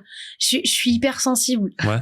Ça explique le truc, c'est que moi, j'arrive vraiment à comprendre profondément les gens et aussi à comprendre le business model, à voir qu'est-ce qu'on peut adopter comme stratégie, comment on peut adapter le message et tout en fonction du business. Enfin, c'est vraiment ça ma force. Donc tout ça, je le fais en fait en amont. On fait toute la stratégie. Après, on optimise tous les profils des réseaux sociaux. Après, on fait une interview qui est préparée par rapport à la stratégie. Une interview en studio de 2 heures. En studio ou en live? En studio. Ouais, ok. Tout le temps en studio. Ok, donc tu dois le rencontrer. Si c'est un dirigeant qui habite à Dubaï, tu dois voyager là-bas, quoi. Pas forcément, non. Ok. En fait, en gros, ils vont en studio et moi, je suis en visio. Ok. Je le fais comme ça, ouais. Parce que du coup, j'ai des clients qui sont partout. Ok. Et donc, du coup, le client, on fait l'interview. Ensuite, on fait tous les cuts. Ouais. On fait 20 cuts vidéo. Ok. On écrit tous les posts. Ça lui fait 5 posts par semaine. Ok. Et du coup, on fait tout le posting, etc. C'est toi aussi qui fais le posting. Ouais. Ok. Ah, c'est 360 degrés. Ah, c'est 360. Et après, chaque mois, du coup, il y a le studio et puis on recommence. Tous les mois. Okay, Combien tu prices ça? Au niveau du pricing, ouais, c'est peut-être pas un truc qu'elle a envie de disclose. Parce qu'elle a vendu différents. Ouais, le pricing, j'ai pas envie d'en parler pour l'instant parce que. Enfin, un range, est-ce que c'est 300? Le pricing, on est entre 3000 à 5000 euros. Ok. Ouais, non, mais ça make J'ai pas envie d'en parler maintenant parce que je suis en période de. C'est pour des abonnements de combien de temps? Ça dépend. On a sur 3 mois et sur 1 an. Donc en fait, le pricing change. Ah ouais, tu vois, c'est ça, il change en fonction de l'engagement. Il y a plein de trucs à. Il y a peut-être un pricing différent par rapport à des clients. Sur le premier mois, il y a un pricing qui est plus élevé parce qu'il y a la création, il y a le setup fee. Donc ça varie entre 3000 et. Et puis au-delà de ça, tu te fermes aussi des portes. Si tu balances ton pricing comme ça à tout bout de champ, peut-être que t'as envie que les gens ils viennent à toi pour d'abord découvrir ta value avant de découvrir ton pricing. Exactement, ouais. Bon, de toute façon, moi, ce que je vends, tu vends pas un prix, tu vends du résultat. C'est vraiment l'objectif, c'est le résultat, tu vois, derrière qu'on va apporter. T'as des closers ou tu... Non, j'ai pas de closer. C'est un truc que tu vas peut-être avoir tendance à développer. Si tu veux continuer à scaler, tu vas pas pouvoir faire toutes les ventes éternellement. C'est pas le premier truc que je vais développer, que je vais déléguer, parce que ce qui est le plus important pour moi, c'est de déléguer le process de mise en place en fait pour le client. Ouais, bien sûr, là. Et la délivrabilité, c'est le plus important pour moi. Donc d'avoir vraiment une délivrabilité de qualité avec des personnes qui sont qualitatives, des experts qualitatifs pour satisfaire le client derrière. Et pour l'instant, justement, le dernier truc que je vais déléguer, c'est le closing, parce que ça c'est mon truc. Ouais, il y a que toi qui peux vendre ton offre, enfin cette offre-là. La vendre comme je la vends. Ouais. Moi, je suis sur du vraiment high ticket, je suis pas sur une formation basique. Bien sûr. T'en fais beaucoup moins que... J'en fais beaucoup moins. En fait, je suis pas sur de la quantité, je suis sur de la qualité. Ouais. Et contrairement à mon business d'avant, c'est que avant, le business model de la formation et du coaching, c'est de la vente. Et donc, chaque mois, tu vends ton offre, mais chaque mois, tu recommences à zéro. Ouais. Tu vois, et donc chaque mois t'es obligé de faire toujours des ventes. Moi chaque mois je recommence pas à zéro, c'est du recurring. Donc moi mon objectif c'est plus de satisfaire le client, d'apporter du résultat plutôt que d'aller faire de la quantité. Ouais, puis ton offre elle vaut pas 3000, elle vaut 3000 x 12 par an, donc c'est un gros truc. Ça n'a rien à voir. Et puis la partie, ça c'est une des raisons aussi pour lesquelles j'ai changé de business model. Mais la partie closing et setting sur notre business model, c'était le seul moyen pour scaler. Ouais. Contrairement à là, maintenant. Ah, bien sûr. Et je galérais pour être honnête, c'était trop compliqué pour moi de déléguer ça. C'est compliqué de trouver des personnes qualifiées dans cette activité. Il y a pas, il y en a beaucoup et puis ils sont pas forcément qualifiés. S'il y a du turnover, ça demande du coup de l'humain. C'est à moins d'avoir un partenaire de confiance qui forme des setters et des closers de qualité. Comme Remote Revolution. Je savais qu'il allait faire un placement de produit. Non, mais c'est vrai, quand t'es une entreprise et que tu veux vraiment avoir des setters et des closers qualitatifs, ça fait 5 ans que je fais du closing. J'ai peut-être croisé 4 closers dans ma vie, à qui je dirais, OK, vas-y, tu peux bosser avec moi, je te laisse les clés, les clés du closing, tu vois. Ouais, bien sûr. Alors que j'en ai rencontré 500, tu vois. Ouais. Mais ça m'étonne pas. Ouais, t'aurais trop peur de gaspiller des leads et tout. Mais moi, j'en ai rencontré qui m'ont gaspillé des leads. Après, c'est pas gaspillé, t'apprends. Mais moi, je sais même pas si c'est au-delà du closer. C'est que moi, j'adore, tu vois, l'idée plus que manager. Je préfère l'idée, mais bon, manager, j'aime bien aussi. Mais manager des experts, ça n'a rien à voir avec manager une équipe commerciale. Ça n'a rien à voir avec manager des closers ou autre. Un expert, il sait faire son taf. Il sait pas, mais tu le formes et puis après, il a la mission. Le closer, il est sous forme de commission. Le closing, la majorité des gens, ils savent pas vendre. Donc, comme tu l'as dit, il y en a très peu qui savent vendre. Et manager ça, pour moi, c'était une corvée énorme. Et j'ai pas réussi, en fait, à monter mon équipe de setters et closers. J'ai pas réussi à maintenir ce truc-là. Okay. C'était, je pense que c'était pas aligné avec moi et c'est pour ça que, mais bien sûr dans un deuxième temps, mais si je dois déléguer cette partie-là closing, c'est clair et net que je prendrai quelqu'un qui fait tout pour moi. C'est hors de question que je fasse quoi que ce soit. À un moment donné, si c'est pas un truc qui t'anime d'animer une équipe de vente, c'est pour ça qu'il y a des agences qui sont capables de former placer et accompagner les équipes de setting closing dans un business, tu vois, qui font du 360 degrés. Comme toi tu fais pour tes clients, pour la com, sur le closing. Voilà. Nous, par exemple, ce qu'on envisage de faire, ce qu'on est capable de faire aujourd'hui, c'est de proposer une équipe de setting closing qui est formée, accompagnée avec un check des résultats réguliers et travailler main dans la main avec l'entrepreneur pour être sûr que ça matche ses perspectives de résultats à lui, mais qu'il n'ait pas besoin de faire le tracking lui-même, quoi. Ouais, et ça, je pense que c'est un gros challenge qu'ont beaucoup d'entrepreneurs aujourd'hui. C'est du business. Moi, franchement, c'était un challenge parce que moi, j'adore le marketing, j'adore la relation humaine, j'adore tout ça, mais ce créneau-là, non, vraiment, et je pense qu'il y en a plein qui sont du même avis. Donc ouais, c'est super intéressant en tout cas de savoir qu'il y a ça qui existe, et ça, c'est clair que je ferai appel dans un deuxième temps. Ouais, bien sûr, quand tu auras scalé.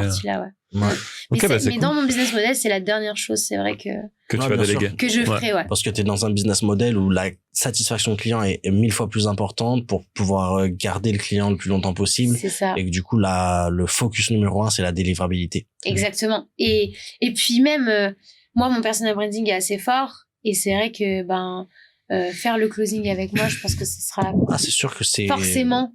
C'est sûr que c'est mieux. Ouais, forcément. Et puis même, j'ai envie de voir avec qui, tu sais, j'ai pas envie, sur cette nouvelle agence-là, je travaille pas avec tout le monde.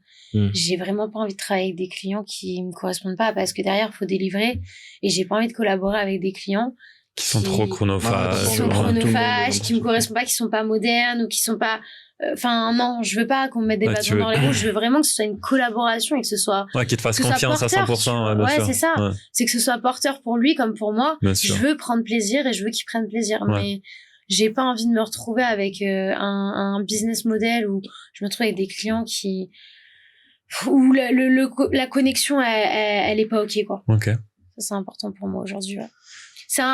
Maintenant, j'ai changé de paradigme. J'étais beaucoup dans le paradigme business qui fait de l'argent, stratégie qui fait de l'argent. Ouais. Là, je suis dans un business où, bien sûr, il faut faire de l'argent, mais je suis dans un business où vraiment j'ai envie d'avoir un impact, de changer quelque chose, de pouvoir révéler, tu vois, tous ces dirigeants qui sont cachés, et il y en a tellement. Il y en a des entrepreneurs, des infopreneurs, etc. Ok, ils sont en avant. Ouais. Mais des dirigeants qui ont vraiment réalisé des grandes choses, il y en a. Ouais. Il y en a, mais je ne sais pas combien, et ils sont dans l'ombre. Dans l'ombre, c'est un truc de ouf. Et du coup, on a une mauvaise vision du business en ligne, parce qu'on se dit, ouais, aujourd'hui, les entrepreneurs qui sont visibles sur Internet, c'est que des faux entrepreneurs. Oui, c'est le cas, il y en a plein. Mais, mettons en avant, les vrais entrepreneurs, et quoi. Du coup, ça m'amène à la question suivante, qui est, pour des mecs qui font du business en ligne et qui ont besoin de se créer une personal brand parce que leur acquisition passe par là, etc., c'est complètement compréhensible d'avoir envie d'être super visible, etc. Mais pour un mec qui a fait 20 ans dans une boîte, qui l'a grossi, qui l'a fait exploser, qui a vraiment fait des grandes choses, tout ça sans jamais montrer sa gueule sur Internet, par exemple, c'est quoi la plus-value pour lui de se mettre sur les réseaux sociaux une fois qu'il est déjà arrivé là où il voulait aller? Le networking. C'est la question que je pose à Amel. Non, mais je sais pas. Tu peux répondre. Vas-y. Je vais networking à fond. Il va rencontrer d'autres entreprises, d'autres dirigeants, et il va élargir son réseau. En fait, je la connais, la réponse. C'est juste que j'avais envie que Mel, elle développe. Vas-y, elle développe. Il y a plusieurs choses. Déjà, première chose, c'est que il y a beaucoup de dirigeants qui veulent la reconnaissance. Non, mais profondément, il y en a plein qui ont réalisé des grandes choses, mais en vrai, ils ont pas une reconnaissance de dingue, quoi. Ils ont juste envie qu'on voit que ils ont réalisé quelque chose. Et ceux qui ne souhaitent pas ça, ils vont pas se montrer. Mais ceux qui le souhaitent, il y en a plein, c'est juste une question de reconnaissance. Moi, personnellement, c'est ça qui me pousse à me montrer tout le temps. C'est le besoin de reconnaissance profondément. Il y a ça. Après, au-delà de ça, bien évidemment, c'est une solution de networking qui est énorme. Imagine, tu vas à une conférence, tu parles devant 3000 personnes. Mais si tu fais une vidéo sur LinkedIn, en une vidéo, juste en ayant fait une vidéo, tu peux avoir 100 000 personnes qui te voient. Bien sûr. Tu dupliques ton networking, tu dupliques ta visibilité, et naturellement, ça développe ton business, ça peut te permettre d'aller faire plus de conférences, des interviews, c'est incroyable. C'est un peu la vision que j'avais. Je me disais mais je me disais aussi qu'il y avait quand même une question d'ego, parce que quand ton business finalement il n'en est pas super impacté, la première chose qui te vient à l'idée, on va dire, c'est l'ego. Mais si tu vas chercher plus loin, il y a d'autres choses en réalité, parce que demain, un dirigeant qui a de la social proof, on va dire, ça devient de la social proof. Après, par exemple, il peut recruter plus facilement. Bien sûr. Tu peux mettre ça en avant, le fait que finalement il recrute plus facilement, il aura moins de turnover parce que les gens ils vont plus un leader, plus comme un gourou ou un sûr. leader. Du coup, il va avoir moins de turnover, plus de facilité à recruter des bons talents, peut-être plus d'accès à du financement pour tu vois. Et en fait, globalement, les gens croient que le marketing, que la visibilité digitale, en fait, ça s'applique qu'aux gens qui veulent faire du business sur le web, mais pas du tout. En fait, n'importe qui a un projet dans sa vie, qui veut construire des grandes choses, avoir une visibilité et du coup une certaine crédibilité qui en découle, ça peut que lui apporter du positif. Il peut avoir un meilleur salaire aussi. Ouais. Le jour où il change de boîte, il va se faire recruter tout de suite grâce à son LinkedIn. Il aura même pas besoin de donner son CV. C'est un impact de dingue, franchement, la communication. Et c'est pour ça que je me suis mise sur ces créneaux, parce que c'est bien plus qu'aller générer du lead ou autre. C'est énorme l'impact. Moi, j'ai été invitée dans des événements, mais j'aurais jamais été invitée dans ce genre d'événement. Et pourtant, quelques mois avant, j'étais juste sur mon ordinateur à écrire mes posts et à poster. Enfin, c'est incroyable. Et à demander à mes amis de me prendre en photo avec une belle tenue dehors. Vas-y, prends-moi en photo. J'avais presque pas de... Enfin, j'étais rien, quoi. T'as refait des talks? Personne. T'as refait des talks devant du monde et tout ou pas? J'ai fait des conférences, plusieurs conférences depuis. J'en ai fait pas mal en ligne avec pas mal de personnes. Bon, en ligne, c'est différent. T'as 400 personnes devant toi, mais ils sont pas devant toi. T'es devant ton ordi, donc c'est différent. Mais j'en ai fait plusieurs en ligne. Et puis après, oui, j'ai fait en réel, j'en ai fait 3. Et que 3 pour l'instant. Et ça, c'est un levier qui me tient énormément à cœur. Moi, c'est vraiment mon goal. C'est bien sûr de développer mon agence, mais de développer cet aspect conférencière. J'ai vraiment envie d'avoir cette carrière de conférencière en parallèle de mon business. J'adore prendre la parole, et puis la sensation que je ressens quand je fais des conférences, elle est... T'aimes bien monter sur scène? Ah, j'adore. Ah ouais, elle est incroyable. Il y a une sous-jacente d'ego dans tout ce qu'elle crée. Du coup, forcément, le côté conférencière, évidemment. C'est lié au personal branding, c'est lié à tout ça, ouais. J'adore. Est-ce que t'es égocentrique? Non, je suis pas égocentrique. Mais par contre, je sais que j'aime être mise en avant. Je le sais. Mais je suis pas narcissique ou égocentrique, mais je sais que j'aime me mettre en avant, j'aime être au centre des choses. Et c'est ok, c'est ma force. Et donc, autant en profiter. Il y en a plein qui sont complètement terrifiés de monter devant les gens, etc. Bon, moi, avant de monter sur scène, je suis complètement terrifiée. Normal. Mais genre, dans le sens où il y en a plein, ils feraient jamais ça. Moi, j'aime le faire. Donc, autant en profiter, quoi. T'as bien raison. Et puis, du coup, t'as appris à le faire en le faisant, comme tout le reste. Elle a fait, elle a réfléchi après. En fait, moi, j'apprends en faisant et après... Il y avait 3000 personnes sur une scène. Je me suis dit, je vais essayer de voir ce que j'ai à leur dire. Et puis, ça a marché. Du coup, je l'ai refait. Non, mais tu sais c'est mon système. Tu fais, t'apprends, après t'améliores, tu refais. Tu te fais coacher, tu refais, et voilà. Il y a une phrase qui dit ça, c'est genre que, en fait, tu fais tout parce que tu pars du principe que c'est possible. Comme la quote, genre, il ignorait que c'était impossible, alors il l'a fait. Ça, c'est Mel. Ouais. C'est exactement ça. Pour moi, tout est possible. En réalité, tout ce qui est dans ma tête, pour moi, je sais que c'est pas réel. Enfin, tu sais, les choses que tu peux penser, c'est pas réaliste, mais je sais que ça peut devenir réalisable. Tu peux changer ta bio Insta. Dans le livre Réfléchissez et devenez riche de Napoleon Hill, il dit que toute vision couplée à un effort suffisamment élevé peut devenir réalité. Mais j'y crois à 100%. C'est un fait. J'en suis persuadée. Faut juste passer à l'action. Et ça, c'est le problème de la majorité des gens, ils passent pas à l'action. Faut juste passer à l'action. Bon, intelligemment, mais passer à l'action. Non, mais passer à l'action tout court, en gros. C'est sûr que n'importe quoi, même si t'apprends pendant des années et des années, tu passes jamais à l'action, tu génères rien. Mais oui. Il y a aucune reward dans l'inaction, en fait, dans tous les cas. Et puis après, il y a un truc aussi qui est intéressant de mettre en avant, c'est que souvent, les gens, ils ont peur de ce que ça peut coûter de passer à l'action. Mais en fait, ils oublient le coût de l'inaction. Comme le fait de se lancer aujourd'hui, par exemple, pour avoir un side business, pour lancer ton business ou pour, je sais pas, changer de vie, se reconvertir professionnellement. Le mec, il va être là, ouais, mais ça va peut-être être dur. Si ça se trouve, je vais échouer. Ok, si t'échoues quoi? Bah, si t'échoues, tu vas rester dans ton job actuel et tu vas travailler jusqu'à la retraite. Donc, en fait, ta solution, ton plan B dans l'option où tu te lances, en fait, c'était ton plan A dans l'option où tu te lances pas. Donc, au pire des cas, le coût de l'inaction. Voilà. Ça, c'est un levier énorme pour le closing. Le coût de l'inaction. Ah bon? Mais... ouais, je sais ça. Merci de me le dire. Tu vas le flatter, il va se sentir... Non, mais c'est vrai que c'est les gens, en fait, ils ont cette tendance à toujours rester dans leur peur, dans leur imagination, dans leur imaginaire. Mais tu peux changer ta perception, ton imaginaire, en fait.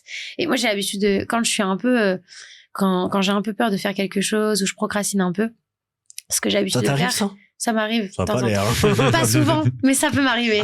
Mais quand c'est comme ça, je l'écris ou je le pense dans ma tête, peu importe. Mais je me dis, ok, quelle est la pire chose qui peut arriver si ça marche pas? La pire chose, tu vois. Et en général, la pire chose, en vrai, ça va. En vrai, il y a toujours une solution, tu vois.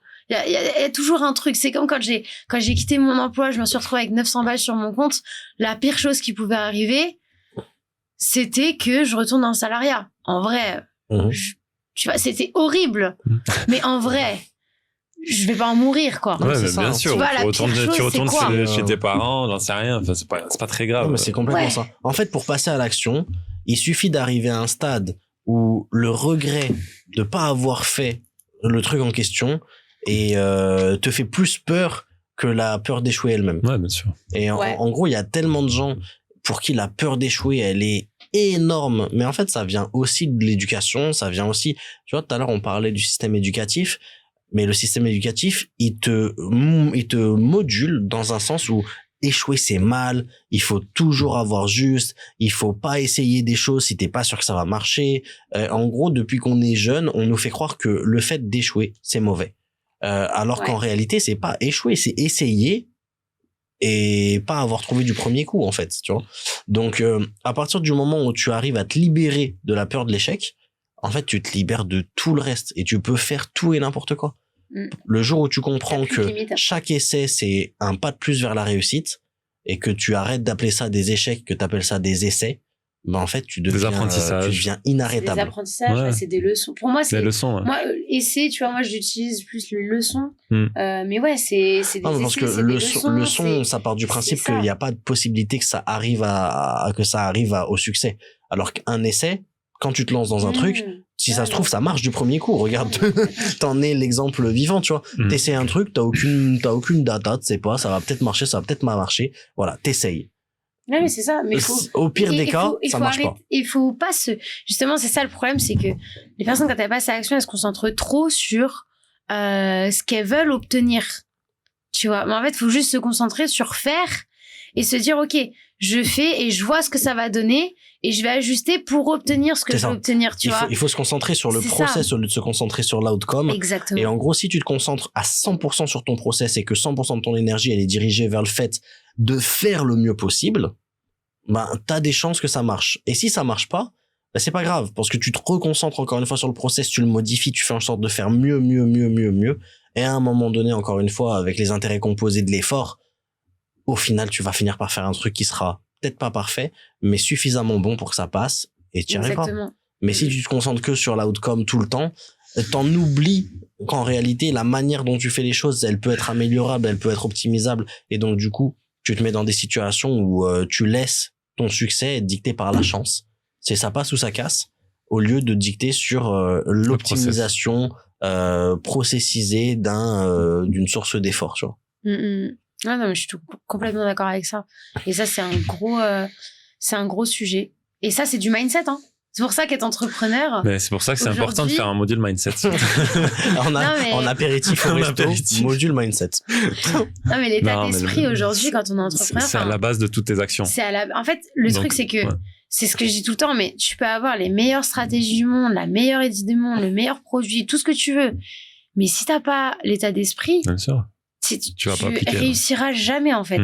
Ça marchera jamais parce que l'état d'esprit, c'est ce qui te permet de tenir sur le long terme. Tu peux débuter un business, avoir la bonne stratégie, un bon produit, ça marche, mais il y aura tout le temps des difficultés, il y aura tout le temps des obstacles, il y aura toujours des trucs qui... C'est ça être entrepreneur, c'est avoir tout le temps des problèmes et c'est résoudre des problèmes. Tu résous des problèmes tout le temps. C'est clairement la définition de l'entrepreneuriat. Mais c'est ça. Résoudre des problèmes. Apporter des solutions. Et t'as des problèmes différents à chaque fois. Des fois, ça va être un problème par rapport à la vente. Des fois, c'est par rapport à la com. Des fois, par rapport au management. T'as tout le temps des problèmes. Et demain, si tu dis, je vais faire ça, mais il faut que je règle ce problème-là. Mais non, t'as pas compris. T'as ce problème-là aujourd'hui. Demain, t'en auras un autre. Demain, ce sera un autre. Et tu peux pas dire, c'est pas mon truc ou j'aime pas. Oui. Ou... T'es obligé de trouver une solution pour régler le problème. Et c'est ça. Et du coup, il faut apprendre vraiment à gérer son mindset. Et je pense que c'est aussi ça, c'est aujourd'hui dans l'entrepreneuriat, il y a beaucoup d'hommes et il y a moins de femmes. Donc il y a toute l'histoire, notre histoire aussi, qui fait que il y a moins, les femmes ne travaillaient pas avant, etc. Donc c'est normal. Ça fait pas longtemps que vous avez le droit de voter. Ouais, mais c'est tout récent. On va pas en plus vous laisser le droit d'entreprendre. Non, mais c'est tout récent encore. On prend assez de risques en vous laissant donner votre avis sur la politique. En plus, vous laissez dicter l'économie. Andrew Tate comme toi. Évidemment. Non, mais il y a ce truc-là aussi qu'on prend pas en compte, c'est que être une femme, c'est. Je suis pas féministe, mais. Non, mais quand on commence à avoir des discours comme ça, non, mais ce que je veux dire, c'est que être une femme, gérer son, avoir un bon état d'esprit quand on est entrepreneur, c'est savoir gérer ses émotions. Et être une femme, c'est un calvaire pour gérer ses émotions quand on est une femme. On a nos cycles menstruels, etc. Je vais pas aller dans les détails. Mais dans le sens où, vraiment, quand on est une femme, être entrepreneur, c'est dur de gérer ses émotions, que ce soit pour un homme ou une femme. Mais pour une femme, c'est encore plus compliqué. T'as vraiment un vrai sujet là-dessus et on n'en parle pas. Ah, mais ça, c'est biologique. C'est biologique, il est complètement prouvé que les femmes sont beaucoup plus émotionnelles et que les hommes sont beaucoup plus rationnels. Mais ouais, c'est le cas. Et en réalité, dans beaucoup de choses, les émotions, c'est... tu vois, on parlait tout à l'heure de la peur, justement, de l'échec, qui est un gros frein au passage à l'action. Et la peur est une émotion. Et du coup, vu que les femmes ont tendance à beaucoup plus se laisser guider par leurs émotions, elles ont aussi tendance à avoir beaucoup plus de peine à dépasser cette peur de l'échec et donc à se lancer. Exactement. Et elles prennent beaucoup plus les choses à cœur. Moi, je le sais parce que je suis comme ça. Moi, en plus, je suis hyper sensible, donc j'ai encore plus les émotions qui sont décuplées. Et c'est vrai que ça, je pense que c'est ça ça aussi un obstacle pour les femmes qui veulent entreprendre. Et c'est dommage. Parce qu'il y a des moyens pour hacker ces choses-là. Moi, je sais que je fais en sorte de les manager au mieux en faisant le sport, etc. Mais c'est clair que si t'arrives pas à manager ça, c'est impossible de réussir sur le long terme. Les émotions, c'est un fléau en termes de business. C'est destructeur de valeur. Moi, je suis certainement le mec le moins émotionnel du monde. C'est closer. L'empathie et l'émotionnel, c'est très différent. L'empathie et la compassion.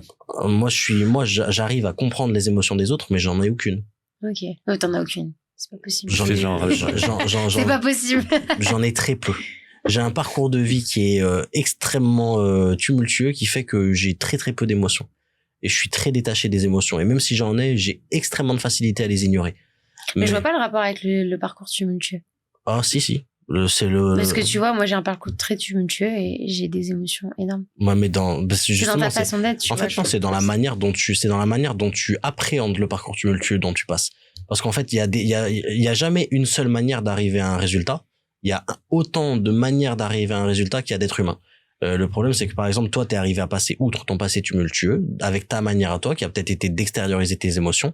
Et moi, j'ai réussi à passer outre mon passé tumultueux avec ma manière à moi qui a été de complètement faire abstraction de mes émotions. Et donc, du coup, on arrive au même résultat, mais avec deux process différents.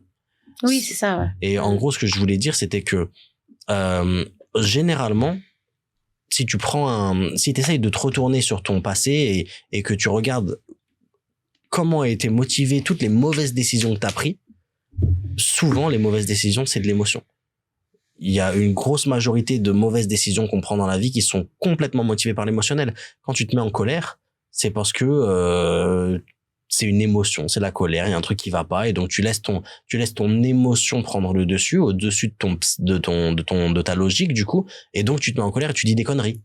Parce que t'es en colère. Tu romps avec ta compagne parce que y a eu une émotion, de la jalousie, de la perte de confiance. Faut jamais prendre de décisions importantes sous le fait de l'émotion. Jamais, ouais. Ouais, bien sûr, faut laisser. Moi, c'est pour ça que je me laisse toujours du temps. Ouais, tu laisses 24 heures retomber. Si tu prends sous l'émotion, bien sûr. Des fois, c'est des bonnes décisions, des fois, c'est des mauvaises, mais tout double. C'est le choix de hasard, en fait. C'est une question de chance. C'est absolument ça. Et c'est exactement pour ça que les closers jouent énormément avec les émotions. En tout cas, dans le B2C, c'est parce que tu vas aider ton prospect à prendre une décision en jouant sur son émotion. Nous, dans l'idéal, on essaye de faire en sorte que tu l'aides à prendre une bonne décision pour lui et en jouant sur ses émotions, parce que lui, il n'aurait pas eu la force de le faire sans. Mais un closer qui aurait une éthique de travail peut-être un petit peu moins développée, il va aussi réussir, en jouant sur l'émotionnel, à te faire prendre en fait, un arnaqueur, un scammer.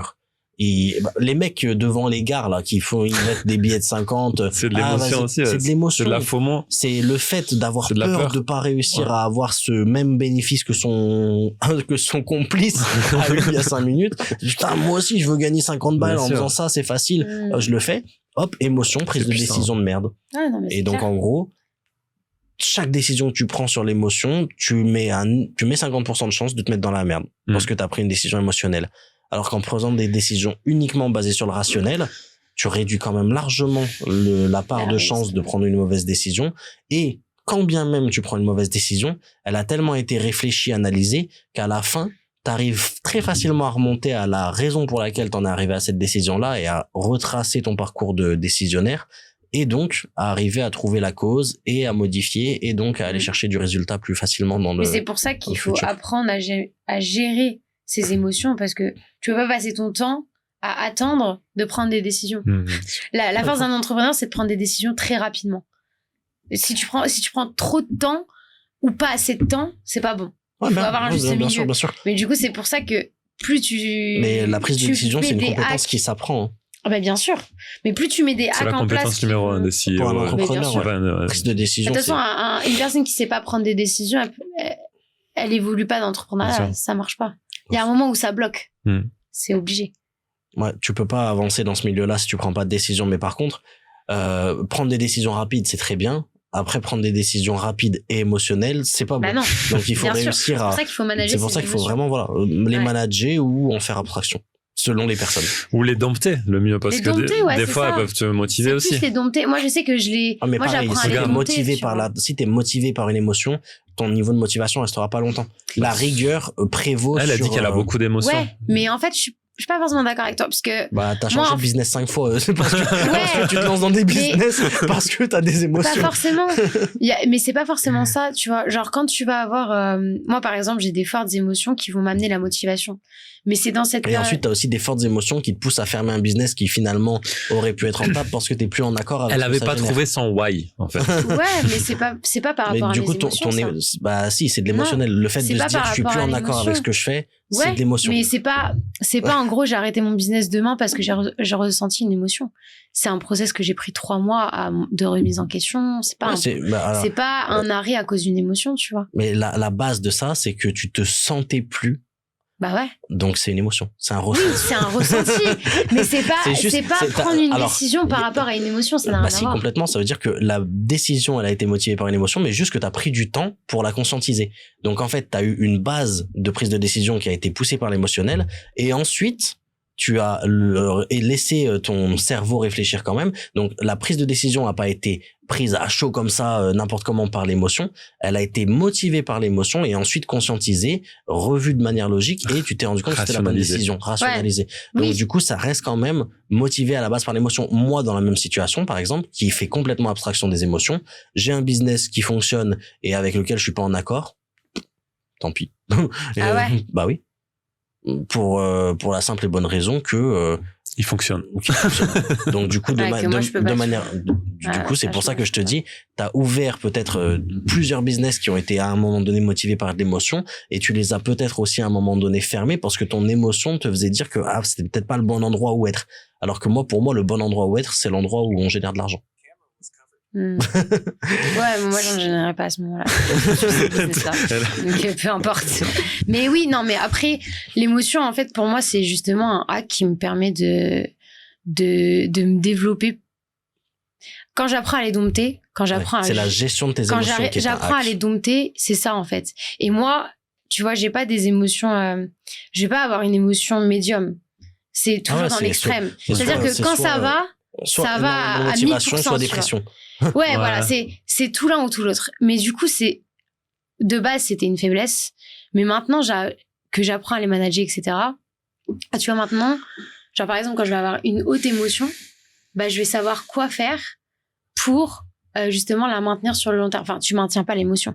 Mais tu maintiens pas l'émotion et tu maintiens pas la motivation. Mais c'est exactement ce que je disais tout à l'heure. Quoi mettre en place, tu vois, pour qu'après ça devienne de la discipline et que ça te permette de faire évoluer quelque chose, tu vois. La motivation, c'est complètement inutile et ça va marcher pendant 3 mois et après ça s'arrêtera. Alors que ce qui fonctionne, c'est la rigueur, la détermination, la consistance. Détermination, discipline et travail.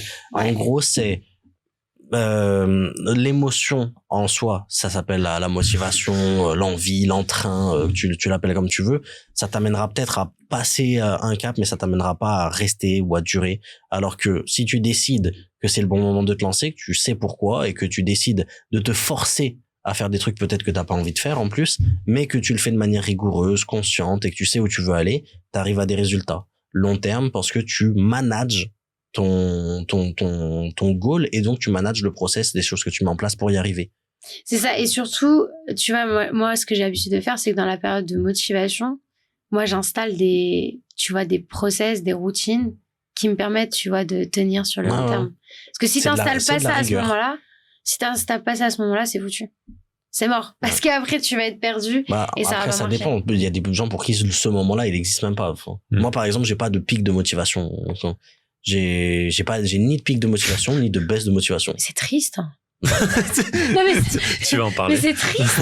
Elle est triste. Les émotions, c'est génial. Ressentir les choses. Enfin, moi, je vis que pas. Moi, je vis beaucoup par ça. Ça peut être génial et très compliqué. T'es une pierre, toi, en fait. Non, mais bien évidemment. Que parfois, c'est super compliqué. Une pierre parmi tant d'autres. Ouais, mais en fait, parfois, c'est super compliqué. Il faut choisir. C'est le jeu, tu vois. Il faut choisir. Tu choisis pas la pierre que tu es. Ah si, moi, je choisis. Non, mais je veux dire, tu choisis pas. Tu choisis pas si t'es émotionnel ou pas, tu vois. Ouais, non. Tu choisis pas. Après, il y a des manières aussi d'évoluer, de se forcer à devenir peut-être différent dans d'autres circonstances, mais en gros, je suis complètement d'accord avec ça. D'ailleurs, moi, dans mes relations personnelles, par exemple, je le ressens aussi, que j'ai jamais de coup de foudre, j'ai jamais de grand amour, mais en même temps, j'ai jamais non plus de grosses déceptions, de grosses peines, de grosses colères. Je suis juste très... J'aime bien comment elle te regarde. C'est tellement triste, je trouve. Tu vis la vie en noir et blanc. Ah non, au contraire. Moi, je vis la vie en Full HD. En notion de gris. Ah ouais. Ah ouais, en plus, t'es toi, tu vis daltonien. la vie en noir et blanc. Moi, je vis la vie en notion de gris. C'est génial, la vie en noir et blanc. C'est 2 choses différentes. Bah non, c'est génial quand c'est blanc. C'est très chiant quand c'est noir. Mais non, mais c'est... Tu peux pas dire c'est génial que quand c'est blanc ou que quand c'est noir. C'est globalement, c'est génial, tu vois. Tu ressens les choses. Toi qui arrive à prendre le meilleur de ce parti-là, oui. Mais moi, je connais 95% de la population française qui voit la vie en noir et blanc et qui sont à 2 doigts de se tirer une balle dans la tête. Donc, en fait, tu vois, à un moment donné, c'est une question de management, tu vois. C'est une question. Moi, par exemple, je trouve la satisfaction. Je trouve pas la satisfaction dans un pic d'énergie ou dans moi, je trouve pas la satisfaction là, donc je trouve la satisfaction dans le process d'être en train de créer quelque chose. Je trouve pas la satisfaction dans le fait de gagner un combat. Je trouve la satisfaction dans le fait d'aller à la salle tous les jours et de m'entraîner très dur pour au final être la meilleure version de moi-même. Moi aussi, ça, j'adore. Mais ouais, mais du coup, c'est aussi lié au fait que tu seras pas triste si tu perds un combat. J'aurais pas de pic de bonheur quand je vais le gagner. J'aurais pas non plus de pic de tristesse si je le perds. T'en auras un peu, mais il sera beaucoup plus faible que quelqu'un. Tu veux pas dire que t'as aucune émotion? Non, j'en ai peut-être un peu, mais j'en ai très peu. Tu sais que c'est un closer. Ça n'existe pas. Hein. C'est un closer. Tous les êtres humains ont des émotions. Tu peux pas dire que t'as pas d'émotions. T'as forcément des émotions. Ça dépend. Il y a des gens qui ont beaucoup moins d'émotions que les autres. Ah, ça, bien sûr. Et il y a des gens qui ont beaucoup moins d'émotions que les autres. Et en plus de ça, qui arrivent à faire abstraction des émotions. Moi, j'ai pas dit que j'avais pas d'émotions, j'ai dit que j'en faisais abstraction très facilement. Mais c'est triste. Non. c'est sa seule réponse. Ouais, mais c'est triste. C'est ma seule réponse. Mais c'est triste. Mais c'est triste. Elle arrive pas à te comprendre. Elle arrive pas à te conceptualiser. C'est justement c'est justement le grand intérêt d'avoir des profils différents, c'est que exactement pour les confronter des gens de tous horizons. Moi, je fais complètement abstraction des émotions. Mais tu vois, par exemple, ça peut être trop cool dans certaines situations. Exemple, j'ai peur de rien. Il y a jamais un truc que je vais pas faire parce que j'ai peur. C'est quand la dernière fois que t'as eu peur? Je sais pas. C'est quand la dernière fois que t'as pleuré? Ça remonte à, je sais pas. Je crois que la dernière fois que j'ai pleuré, c'est quand je me suis séparé de mon ex avec laquelle j'étais resté genre 3 ans. Et en 2000, je sais pas, en 2017, un truc comme ça. Tu penses que c'est une faiblesse d'avoir des émotions? Non. Je pense pas que c'est une faiblesse, je pense juste que ça correspond pas à la manière dont moi j'ai envie de vivre ma vie. Après, je pense que c'est comme si c'était un choix. Ouais, c'est un choix. Mais c'est pas un choix. Bah si. Enfin, une personne, quand t'es... Moi, j'ai choisi. En fait, chaque personne on est tous différents, et tu vas avoir des personnalités qui vont être plus émotionnelles, d'autres non, etc. Ouais, c'est pas un choix, c'est ta personnalité. Je suis complètement d'accord. Et après, t'as 2 choix. Soit t'acceptes pas ta personnalité. Mais qui te dit qu'à la base, je suis pas un mec super émotionnel et que je suis devenu très peu émotionnel en travaillant dessus et que j'ai décidé de faire abstraction de mes émotions de manière complètement conscientisée. Pour moi, justement, tu peux avoir des émotions, mais l'idée, c'est pas de supprimer tes émotions, c'est de savoir dompter tes émotions, tu vois. Tout dépend de la manière dont tu as envie de voir les choses. Par exemple, tu vois, moi, je vais te donner un exemple. J'adore le coca. Ok. Si j'ai du coca dans mon frigo, je vais boire la bouteille entière. Je le sais. Du coup, j'ai beaucoup plus de facilité à ne pas acheter de coca. Comme ça, j'en ai pas dans mon frigo, donc j'en bois pas. Plutôt qu'à avoir du coca et à me faire chier à devoir me retenir de le boire. Donc, c'est juste une question différente d'aborder la problématique. Pourquoi t'achètes pas une canette? Mais ça, c'est logique pour tout le monde. Non, c'est pas logique pour tout le monde. Moi, par exemple, moi, j'adore le chocolat. Ce que t'es en train de dire. Si j'en ai chez moi, c'est pareil, je le mange, donc j'en achète pas. Donc c'est bien. Donc tu vois ce que t'appliques avec le chocolat, tu l'appliques pas dans le reste des points de ta vie, parce que là, t'es en train de me dire que normalement, tu dois pas te forcer à faire abstraction de l'émotion, tu dois te forcer à la maîtriser. Alors que toi, t'es en train de me dire par toi-même que tu n'achètes pas de chocolat pour pas avoir besoin de faire face au fait de devoir te contrôler face au chocolat. Donc en fait, t'as 2 manières différentes d'aborder la chose. Ouais, mais une vie sans coca et sans chocolat. Mais je vis pas, j'en mange. Oui, bah voilà, c'est ce qu'on dit. Ouais, ben moi aussi.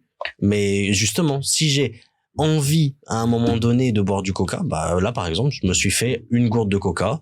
Je sais que toute la semaine j'en ai pas bu. Bah voilà, aujourd'hui je m'autorise à boire une gourde de coca.